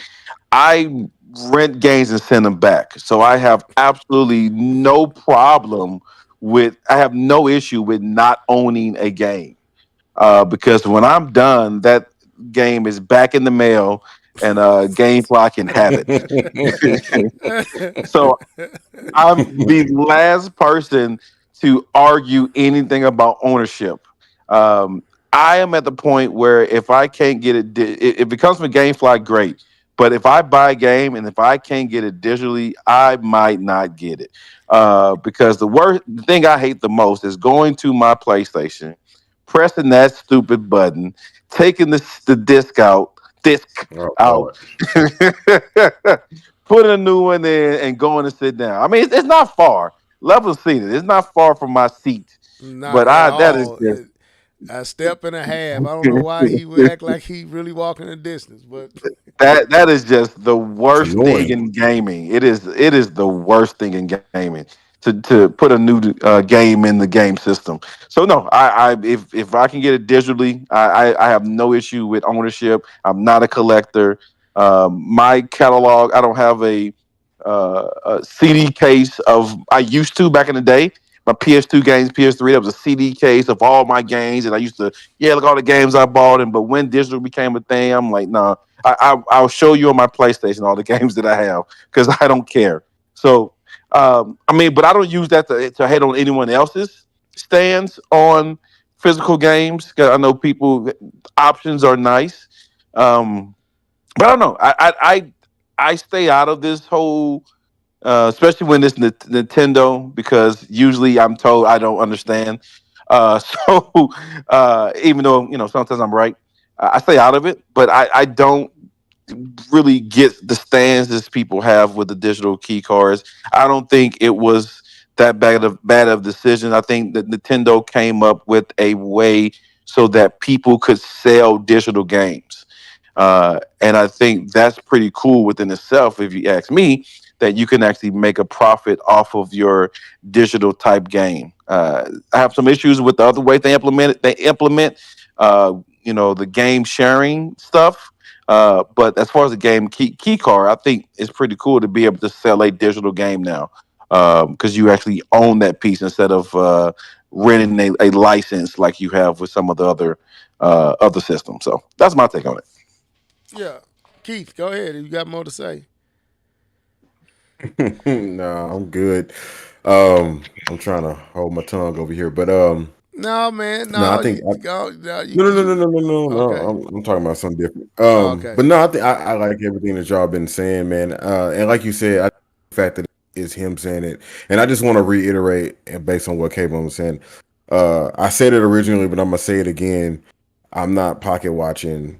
I wait on game sales. I'm not saying it's a problem to wait on game sales, but the The reason reason to why wait you on do it game right. sales, Yeah. The reason is the that to problem. me, that's kind of goofy because at the end of the day, you still gonna be playing it on the format that's presented to you right now. You were better off just saying, "Hey, I want to get it on the sale because I just bought Donkey Kong and my pockets hurt." Hey, I'm in the same boat. We here, Yeah. we here, That's the me and reason I'm you. not getting it. But It's right. The only reason. I just I just bought Donkey Kong for $70. Like, come on. So, but to say anyways, but good. Yeah, I think y'all handled that well as well. Okay. Well, I'm gonna say this, man. If I didn't tell y'all that this was running on the Switch too, you wouldn't have thought it was. You would have thought if I said this was PlayStation 5 footage, nobody would have argued with me.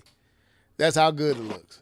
So brings me to the second point I want to make, and I kind of want to get your sentiments on this, K Bum. Being a sports uh, gamer as you are, games like this are. I'm curious of how this is going to play out with other sports titles like NBA 2K, Madden, the soccer, what formerly known as FIFA. Do this make you hopeful, whether you're going to get it on the Switch or not? When you see a game like 2K25 running in WWE 2K25 running and looking like it is on the Switch too, does this make you hopeful for what NBA 2K, what would Madden and all these other sports titles, Major League Baseball would look like on the Switch too? First, let's just go ahead and say it. Wrestling is not a sport, but Well, anyway. I'm just you get what I Uh, mean. You know what I mean. Sports and entertainment. All right, I added the entertainment part. Go ahead. um,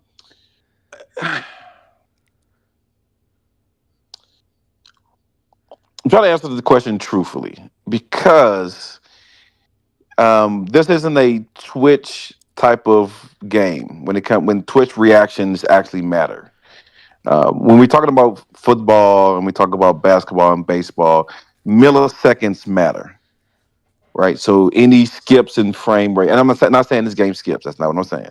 But I'm just saying that when it comes to these games where Twitch milliseconds matter in between losing and winning, this doesn't say that it can do that and still hold up very well.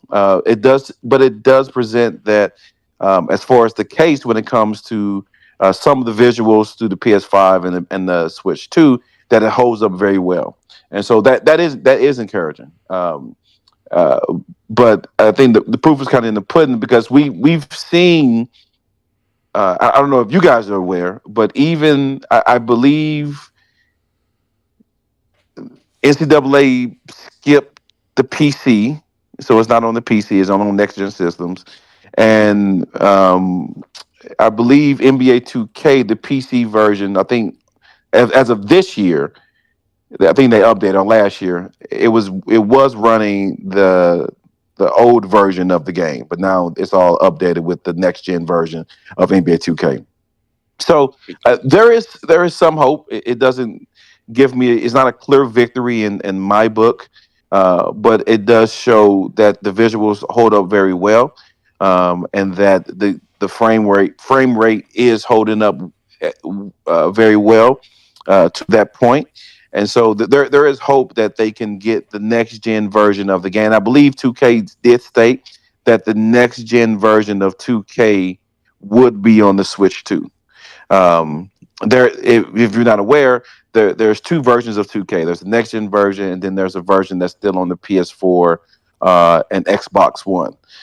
Those are do not have the same feature sets, do not use the same. It's essentially two different games when it comes to gameplay and some of the features. But from my understanding, the Switch 2 will have the next gen version, which is the same version that, from my understanding, the PC, PS5, Xbox Series X and S, and the Switch 2 will be playing. So yeah, we'll see. Like I said, a little hope, but it doesn't solidify it for me. I guess that's what I'm trying to say. Okay, keep the same question, and I answer for myself. What's the question again? I'm sorry, I had my kids in here for a second. When you look at this game, being in that sports entertainment lane, where even though it's not football or anything like that, to see this game running like this, being made by 2K, who makes NBA 2K and all that, does it make you hopeful for what those sports titles, Major League, the show, Madden, all that, will possibly run like on the Switch 2? For me personally, not really. Not really into sports like I used to be.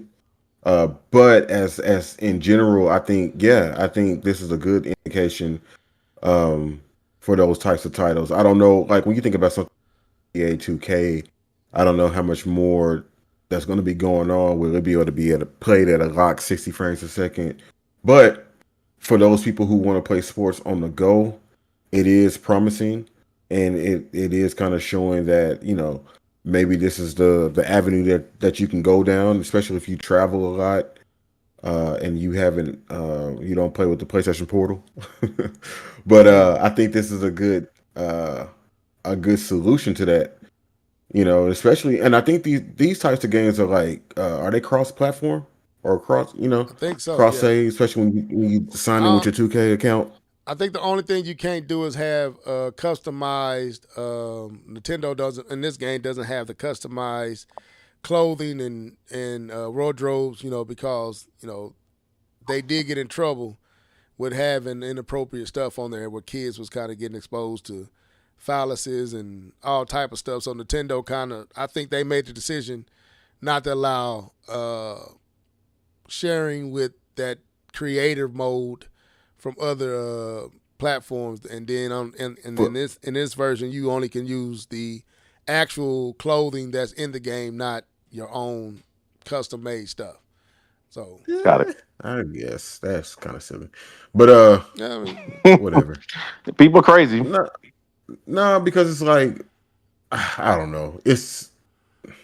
I don't know. Is Kids don't have Nintendo- access to this game.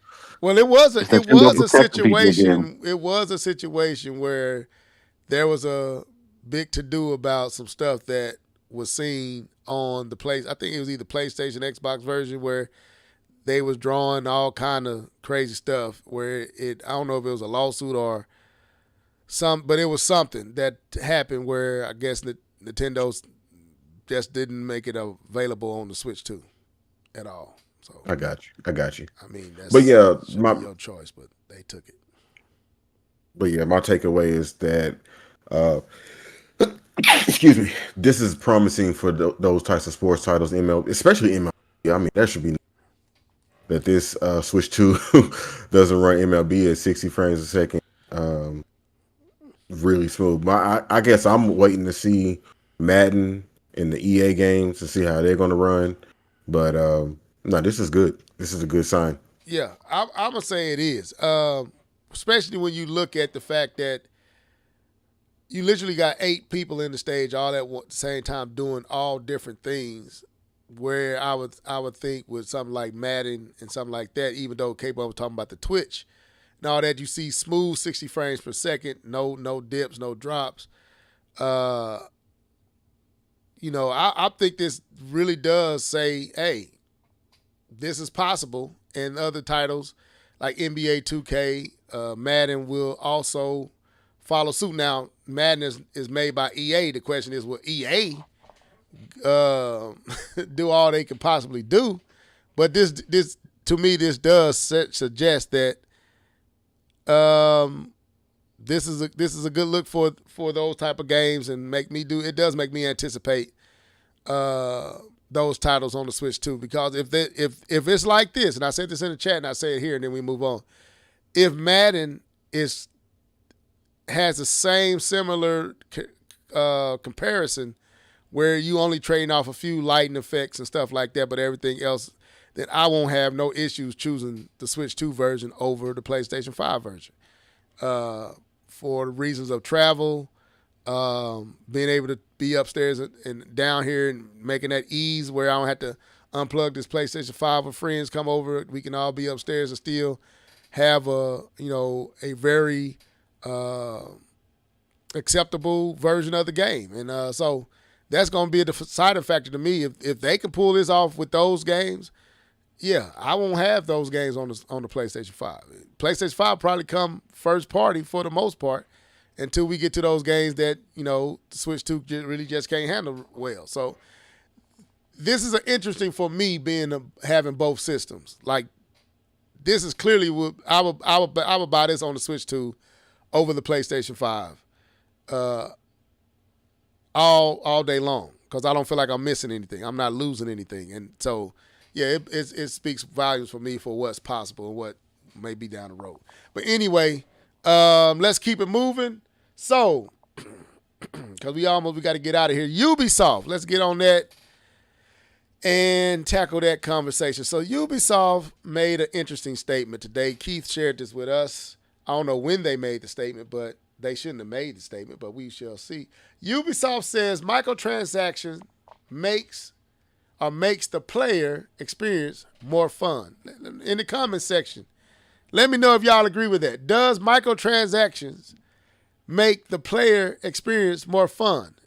It could benefit the experience, but does it make it more fun? We shall see. So Ubisoft recently claimed that microtransaction can be a good way to make the player's experience more fun in premium single-player games. This may be a controversial statement. Yes, it is. Which many people who play Ubisoft games will disagree, as I do.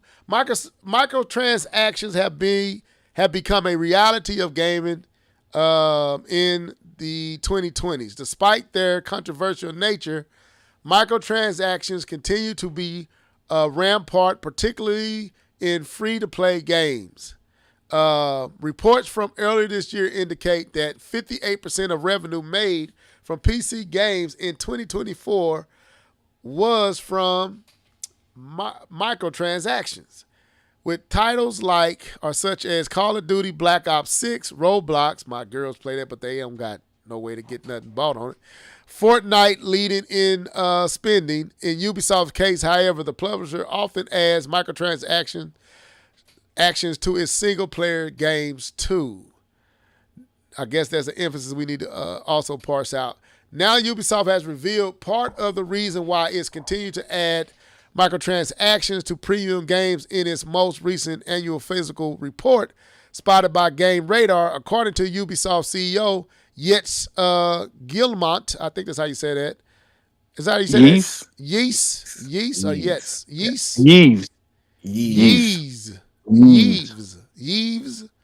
Leaves me alone. Okay, Microsoft transaction makes the player experience more fun because players can personalize their avatars or progress more quickly. The CEO also stressed that microtransactions are always optional, indicating that gamers who don't like them can just ignore them.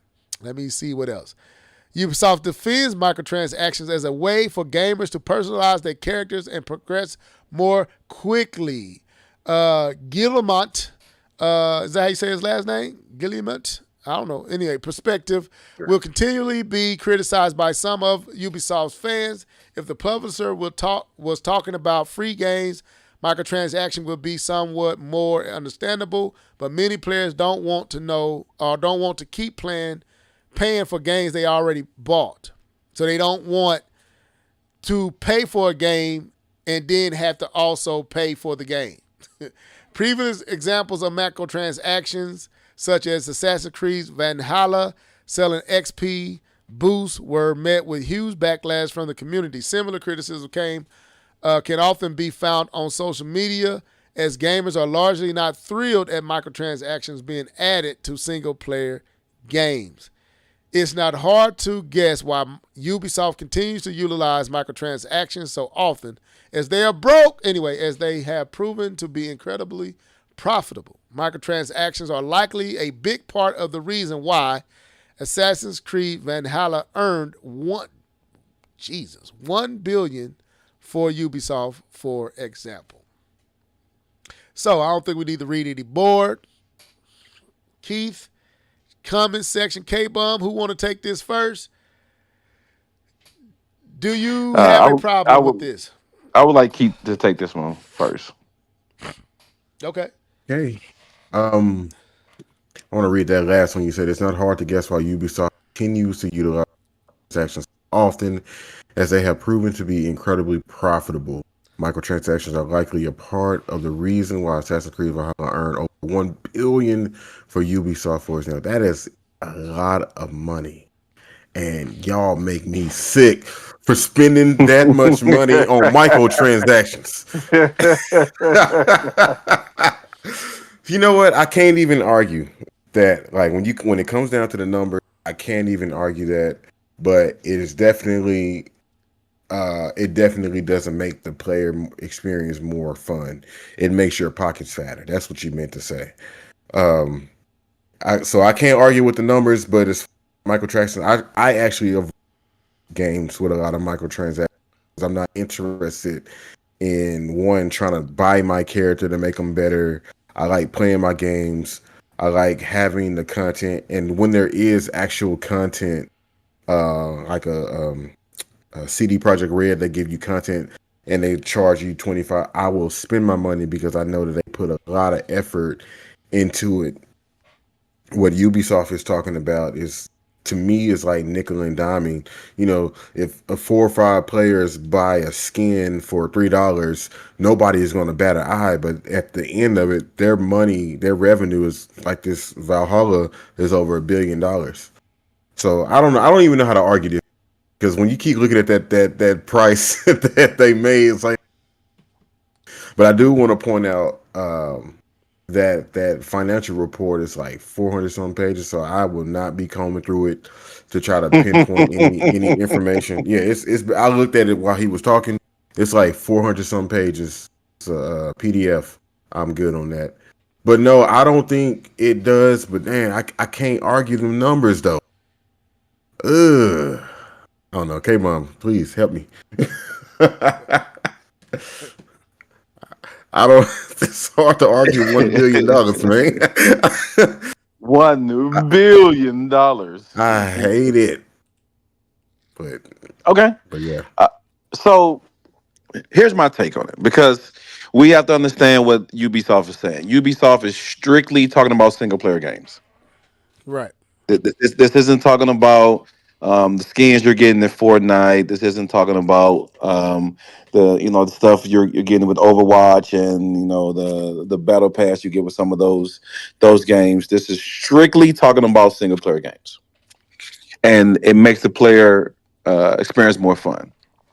So I'm going to say this: he is partly correct on his statement, and I will explain to you why he's partly correct. When it comes to single player games, there is a group of people, an amount of people that play single player games. And these are the people who do not have a bunch of time to game, and so they play single player games because when the kid's crying or the wife needs help or something like that, you can actually pause the game and leave, and then come back to it. And these people don't have a bunch of time on their hands. The way that this makes it more fun for those people is that they are able to use money to purchase XP or other places so that they can enjoy the game more with the limited time that they have. And so for that case, I am saying he is partly correct that it is more fun for those individuals that lack time, that use the money to help pay for the experience to make it better for them. So for that, I will nod and say I agree. For every other thing he said,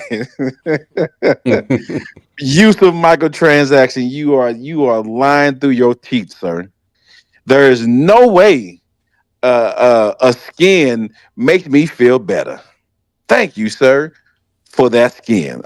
I didn't pay for a single microtransaction that came with the Prince of Persia game. Didn't do it. Didn't Oh, didn't they in there didn't do too. it. That they in there. I didn't do it. The pieces that I don't agree with. So here's my problem. Even with the answer that I gave, I gave a qualifying factor to his point to say yes, there is a use case for people to enjoy it more. My problem is with these games is when they have these currencies that you use real money to pay. What they do is they make it's in-game currency, but it takes so long for you to make that currency up in the actual game, and they intentionally make it that way. So for the people who don't spend the money, they are now getting a worse experience. So yeah, the person that spent the money is having more fun, but you just made the rest of the people who are not going to spend money and have to use in-game time to grind to get this in-game currency up to be able to buy these pieces. I state that you have made the game not fun for those other people who have decided not to shell out money for you. I also have an issue when you, like they did with Assassin's Creed Shadow, you hide um, gameplay. So no, let me say, you put a paywall around certain quests. You can't do certain quests unless you bought a particular bundle, and so it blocks off a piece of the game from being able to be played or to finish the complete story unless you pony up the money. I don't agree with that. That is a tactic used just to make money. It's not there to make the player experience better. It's there to make money.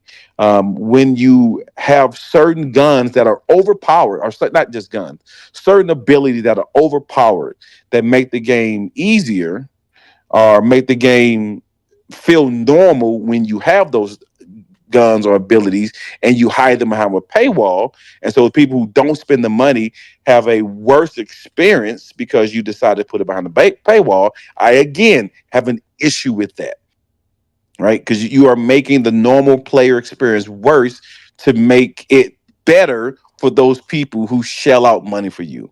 I don't agree with that tactic, and I think that's bogus.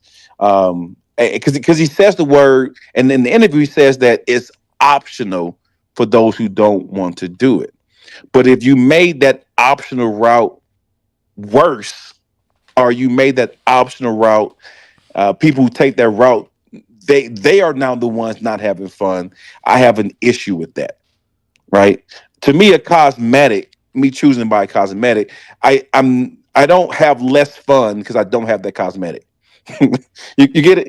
I'm not having less fun because I don't have the cosmetic. But if I need to put an extra 20 hours into the game to get this equipment, armor, gun that someone paid $5 or $20 to get, and they're having a blast with it, now you've made that unfun for those other people. So that's my take on it.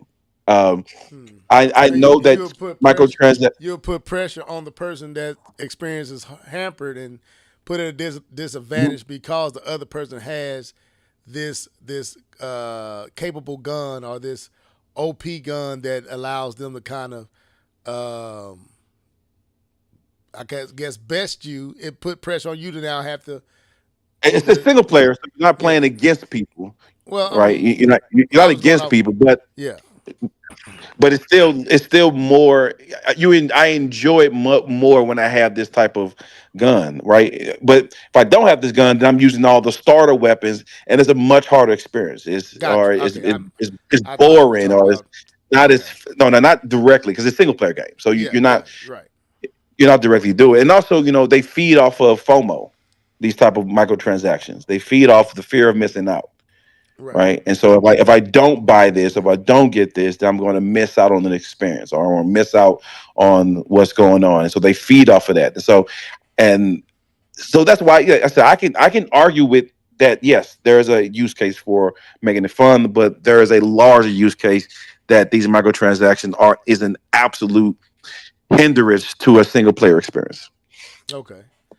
I'm a disagree with Ubisoft now, especially with a single player game. I feel like there should be a fair path to obtaining these things, um, just in the base and regular playing of the game. You should be able to obtain these things way easier, rather than, like you said, putting things behind strenuous, time consuming, um, you know, play to gain a power up, to gain a gun, to gain a suit or a item that enhances something. You can either pay for that now, or you gotta what they call that.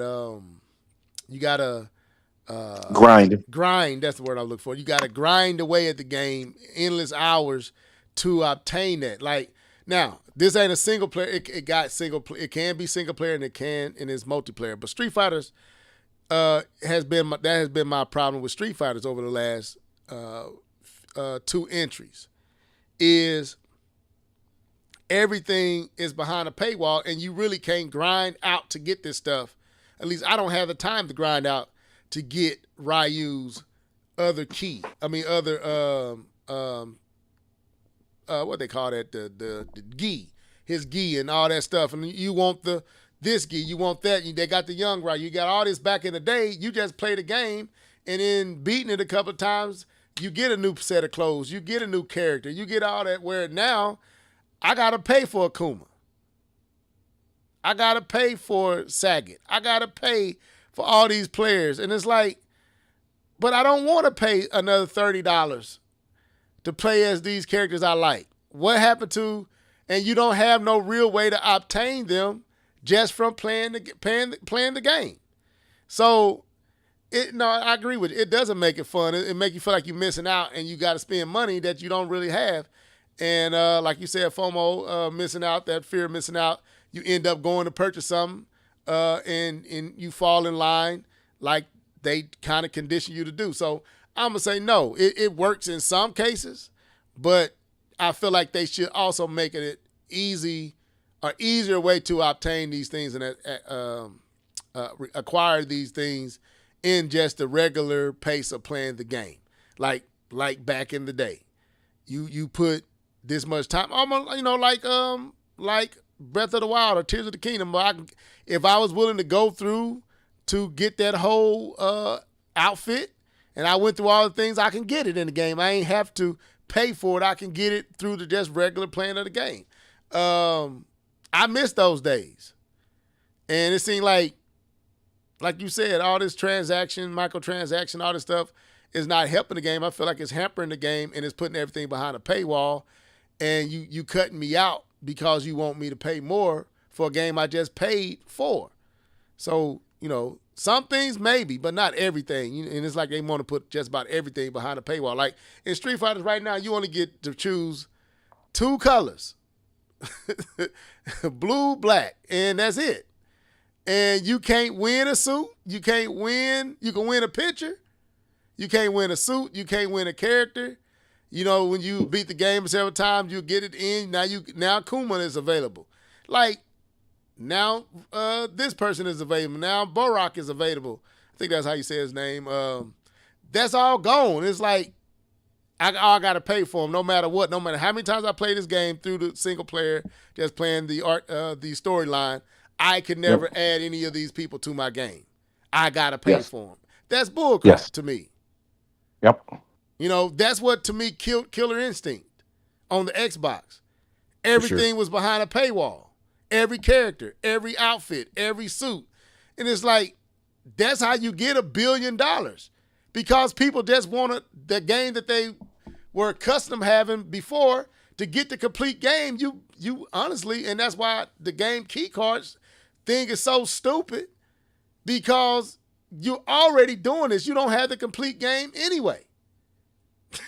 So by the time you buy all this stuff to get the game that you unspent probably triple for that game, and then Ubisoft can put up here $1 billion, you know, and now they're not going to stop. Just like you said, in any case, gamers should not expect Ubisoft's stance towards microtransaction and single player premium games to change anytime soon. You want to know why? Because they made $1 billion off of you. Can't wait, have to be in the now FOMO individuals.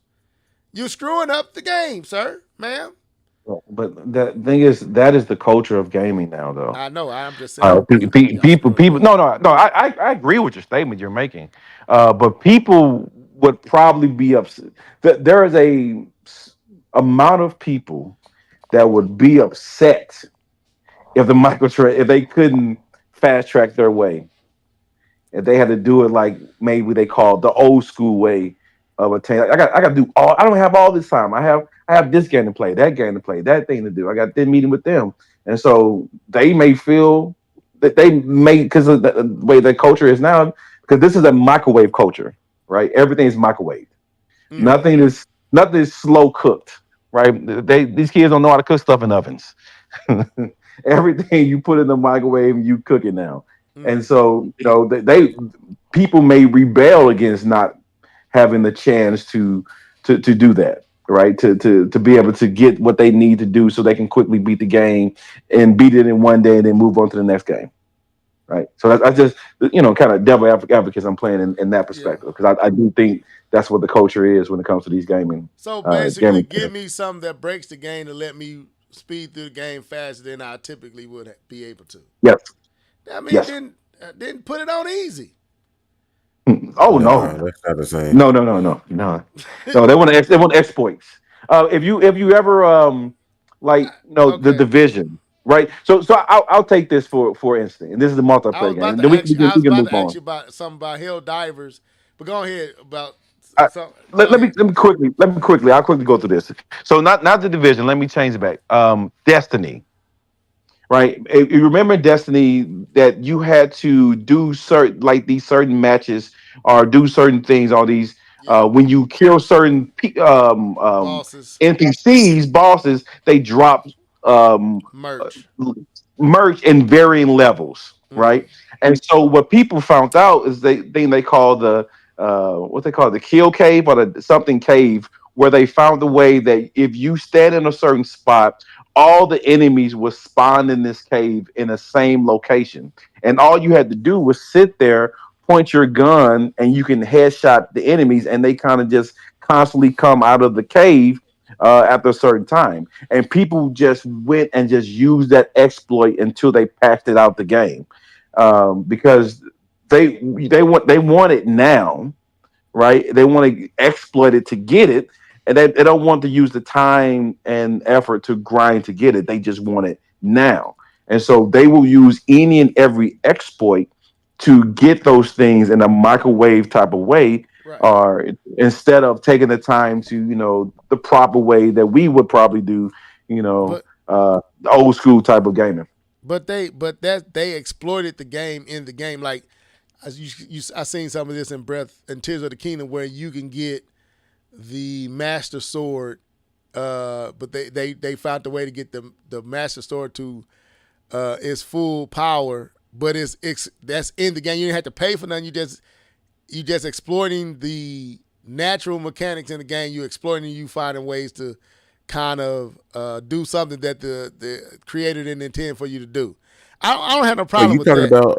you talking about them dudes where you say you go back to the beginning of the game and then you save it and then you re-upload the Master Yeah, Sword or something like that. yeah, and then Because yeah, yeah, that one, and then you had the one where you go to the little Korok little squid things you could keep throwing it in, and it makes your weapons that much stronger. And they show you how to go down to the depths, get this particular weapon, come back up, throw it in their mouth, it spits it out, and it goes to a almost indestructible.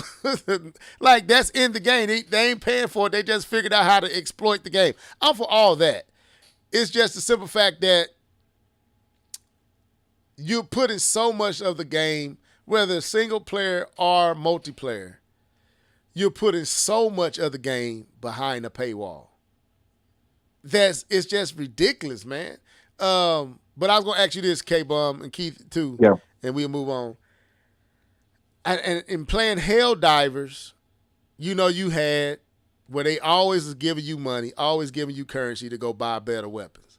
But then you could also buy those packs where you had even better weapons. Did you feel like that the weapons that you can buy just in the day-to-day, hour-to-hour play, the currency and the money that allowed you to go buy the drones, go buy this, go buy that that particular explosion, go buy that particular tank, or go buy that particular what was that thing y'all used to get all the time? Was it the laser? The laser, drone but with the laser? it had something lame to it. But we had so many power-ups just from playing through the game. I never felt I needed or had to buy or purchase the actual microtransaction stuff. To me, it was like, the question I'm asking, did y'all feel like that game was kind of well balanced in that? Where, yeah, you could go buy the microtransaction stuff, but in just the day-to-day playing, I felt like I was getting to that stuff pretty quick. Like stuff, like some people bought the mech early. They paid for it early. They let you use it to see what it was like, and then you can either pay for it early, or you can keep playing until you made enough money to purchase it just in the game. I didn't feel like we played forever and a day before I was able to purchase that. And even though I could have bought it maybe 2 weeks earlier, in just a day-to-day playing, I was able to buy that mech and that power up about 2 weeks after it came out. And I feel like stuff like that makes more sense than you got to pay for 40 hours to get this barely nothing gun that is like, it's just, to me, it don't make any sense to me. But did you feel like Helldivers was balanced good in that way between microtransaction and what you can get into just a day-to-day playing? I think so. I didn't have a problem, but my guns were limited. There were, you get comfortable playing with certain guns, and I would typically play with the same guns over and over and over again. But as far as being able to purchase the new guns, pretty much after every match, I was able to purchase a new gun, or maybe every other match. But I would still always kind of go back to the old reliable that got me there. So yeah, I thought it was pretty swift. But of course, there was the section where you could actually spend money and get things that Yeah, that's what I'm weren't saying. You can. in their normal. I never felt urgency or need to go over there and That's buy what I'm anything. pointing. That's what I'm pointing out. I never felt a need or felt like I was at a disadvantage because I couldn't purchase those packs. Now I did. Did I purchase one? I think I did. I had some money that was left over for a game I bought out, and I still had a little currency from it, so I used that and bought one. But I never felt like I had to enjoy the game, and I felt like the weapons I was able to just get from the day-to-day playing were powerful. So K-Bun, what's your thoughts on that? Did you feel like Helldivers kind of balanced that pretty well between the microtransaction stuff and just the in-game earning of said items? I thought it was a little slow on my part, being able to get enough money to buy some of the pieces, but I didn't feel like I was missing out by not uh, spending the money for the extra pass or whatever. Yeah. The thing they had, but I thought it was slow, the kind of grindy to get to what you needed to buy some of those guns or cosmetic or grenades, because definitely had buddies who had already put the time in to get certain guns. But I never felt like I needed to put 20, 30, $60 into a game I've already bought in order to have fun. Because I thought it was kind of fun regardless. And some of those things were just, it was more icing than it was actual substance Right. when it comes to having to pay for these extra pieces. Okay. All right. Man, we got to get back on that game. I don't know why we stopped playing Helldivers. I'm still trying to figure that out. What happened? So my buddies just texted me today doing the podcast to hop on and play. They just sent me 3 texts. Um, the text as I read the text said, um, democracy, freedom, super earth. That's what my homies just text me to tell me. They didn't ask me, "Hey, come play Helldiver." They text me democracy, freedom, and super earth. That's So what's I'm gonna up, I have man. downloaded to. it. I I'm gonna downloaded have it to hop on and again. play. Yeah, I still got it. So I'll have to hop on and play with the homies because this is the second time they kind of reached out to me, but I was just unavailable because first time I just got the college football game, and now today on the podcast. So Hopefully they bring Helldivers to the Switch. No, this mess. But let me send a shout out to Alan Steed. And we have a new person. I don't think I've ever seen you, sir. He is Jiren. I think that's our Jarian XP. Jarian. I think he's right. Welcome to the show. He says, let me see. He said, Alice, he said, just left from seeing the Fantastic Four. Bro, you got to give us your verdict. You can't just say I left from seeing it. You got to tell us if you enjoyed it. Jiren said, I want to say Jiren. Goku and Jiren.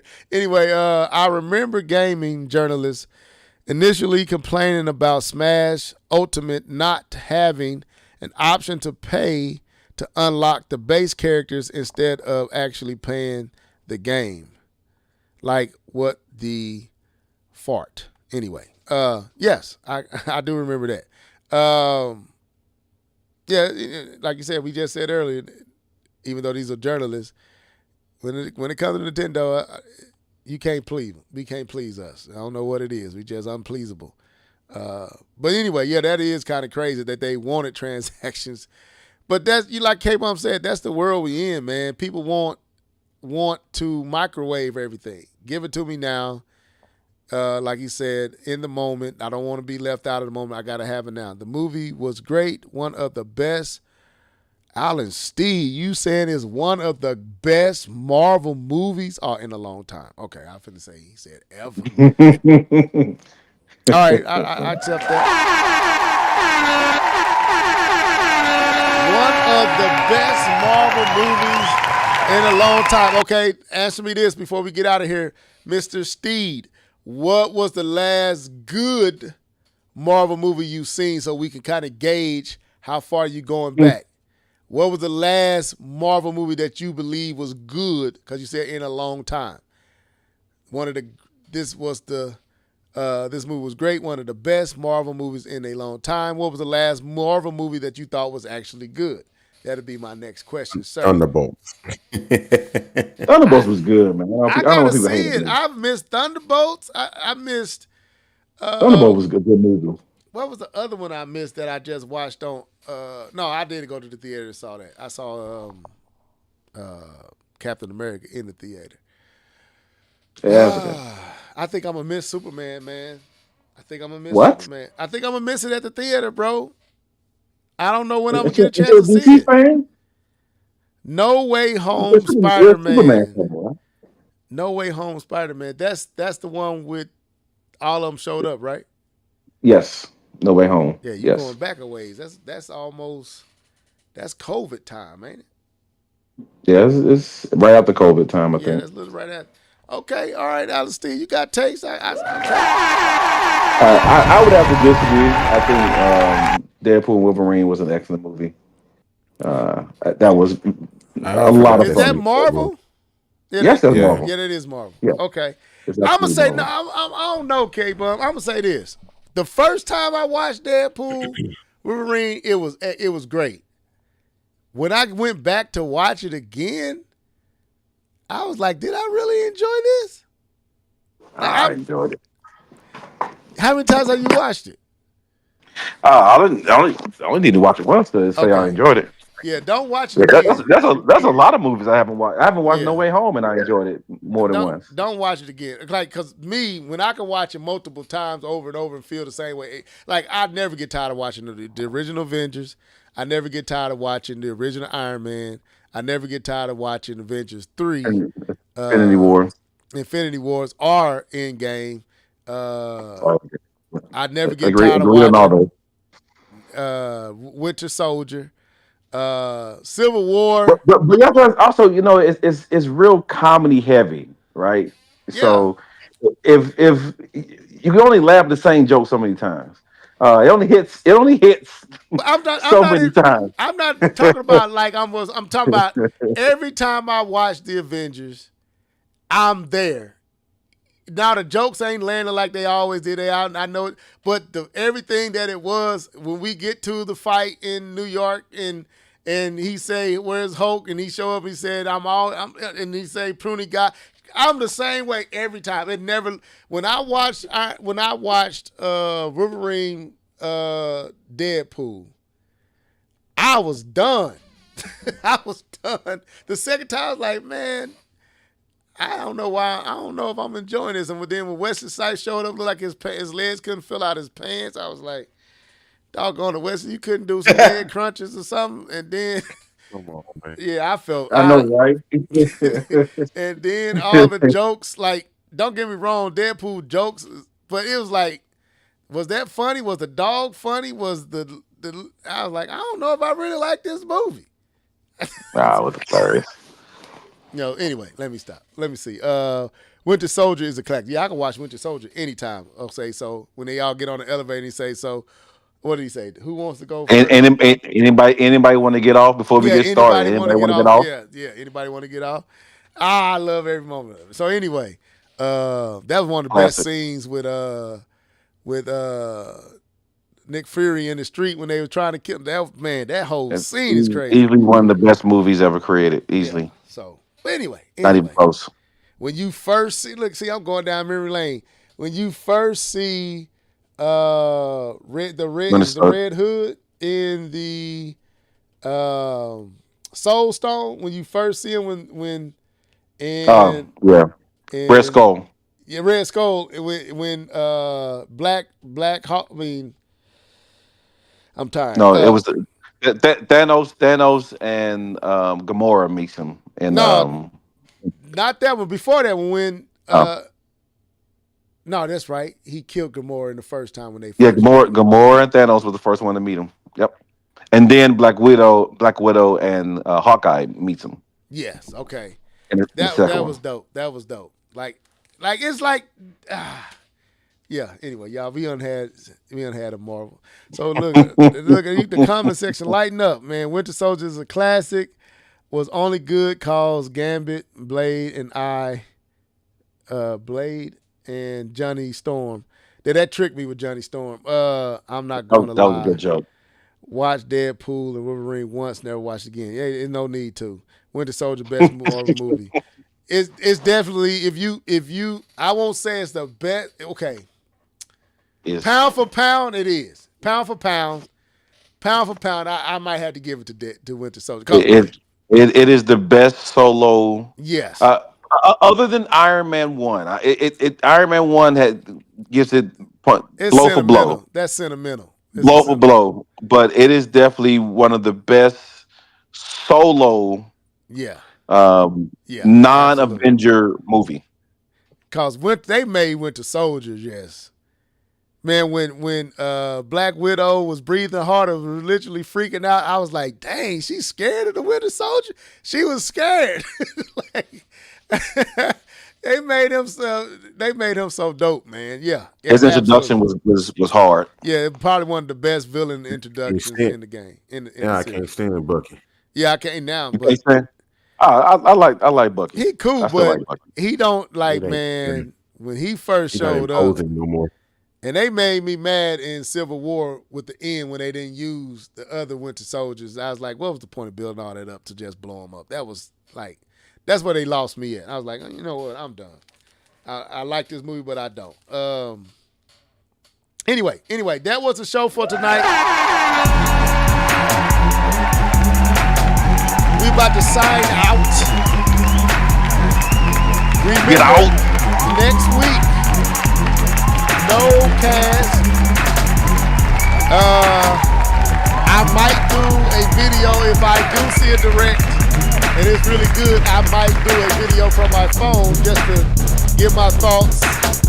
The guys may be able to do that as well as they want to. Send them to me. I'll put them up on the channel. But I'm gonna give my thoughts. But we won't be able to do the podcast next week.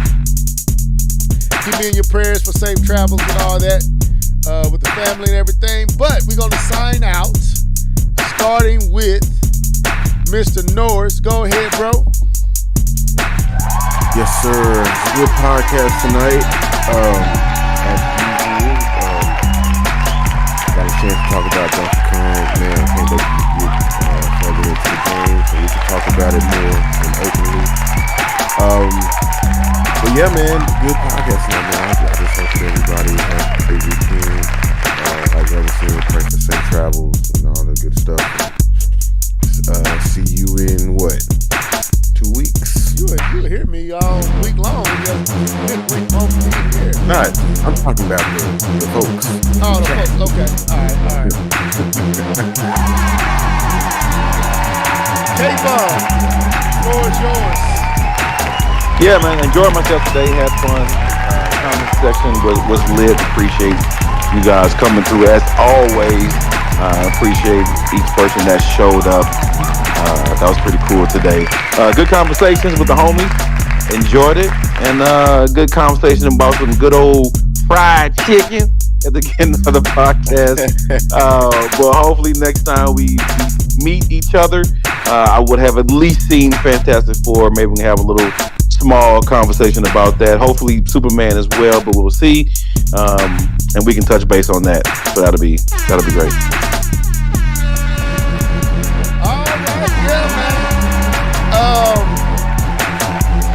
That was K-Bomb. Y'all want to know where I am going on my vacation? I'm going out to Branson. Oh, nice. Going out to Branson. Might watch a Daniel and David. I'm going to Branson. You gonna see that? Yeah, I'm going to go see David. I'm gonna see that in September. I'm going to be out there chilling with my family on a whole week vacation, baby. See, I'm so happy to get away. And I'm coming back, y'all. Just don't go nowhere and keep on your draw. Anyway, I don't know where that was. Wait a minute. That was the only thing I could find I could rhyme.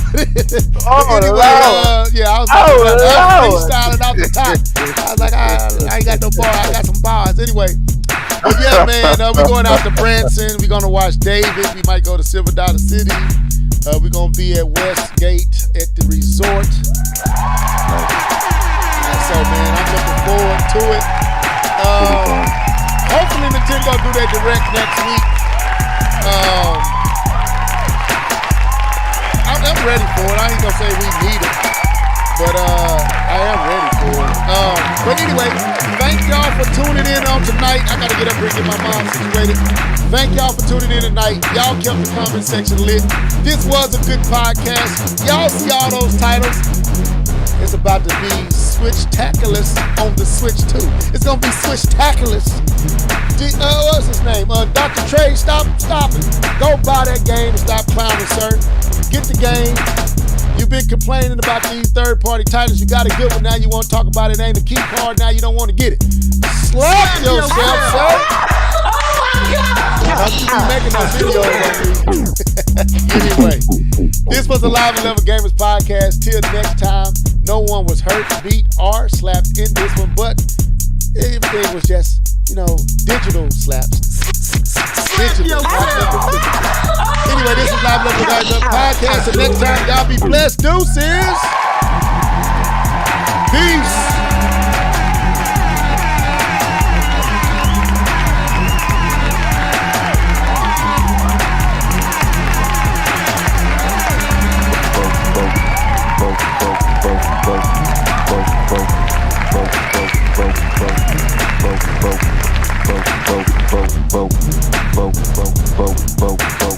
Smash Bros. Though.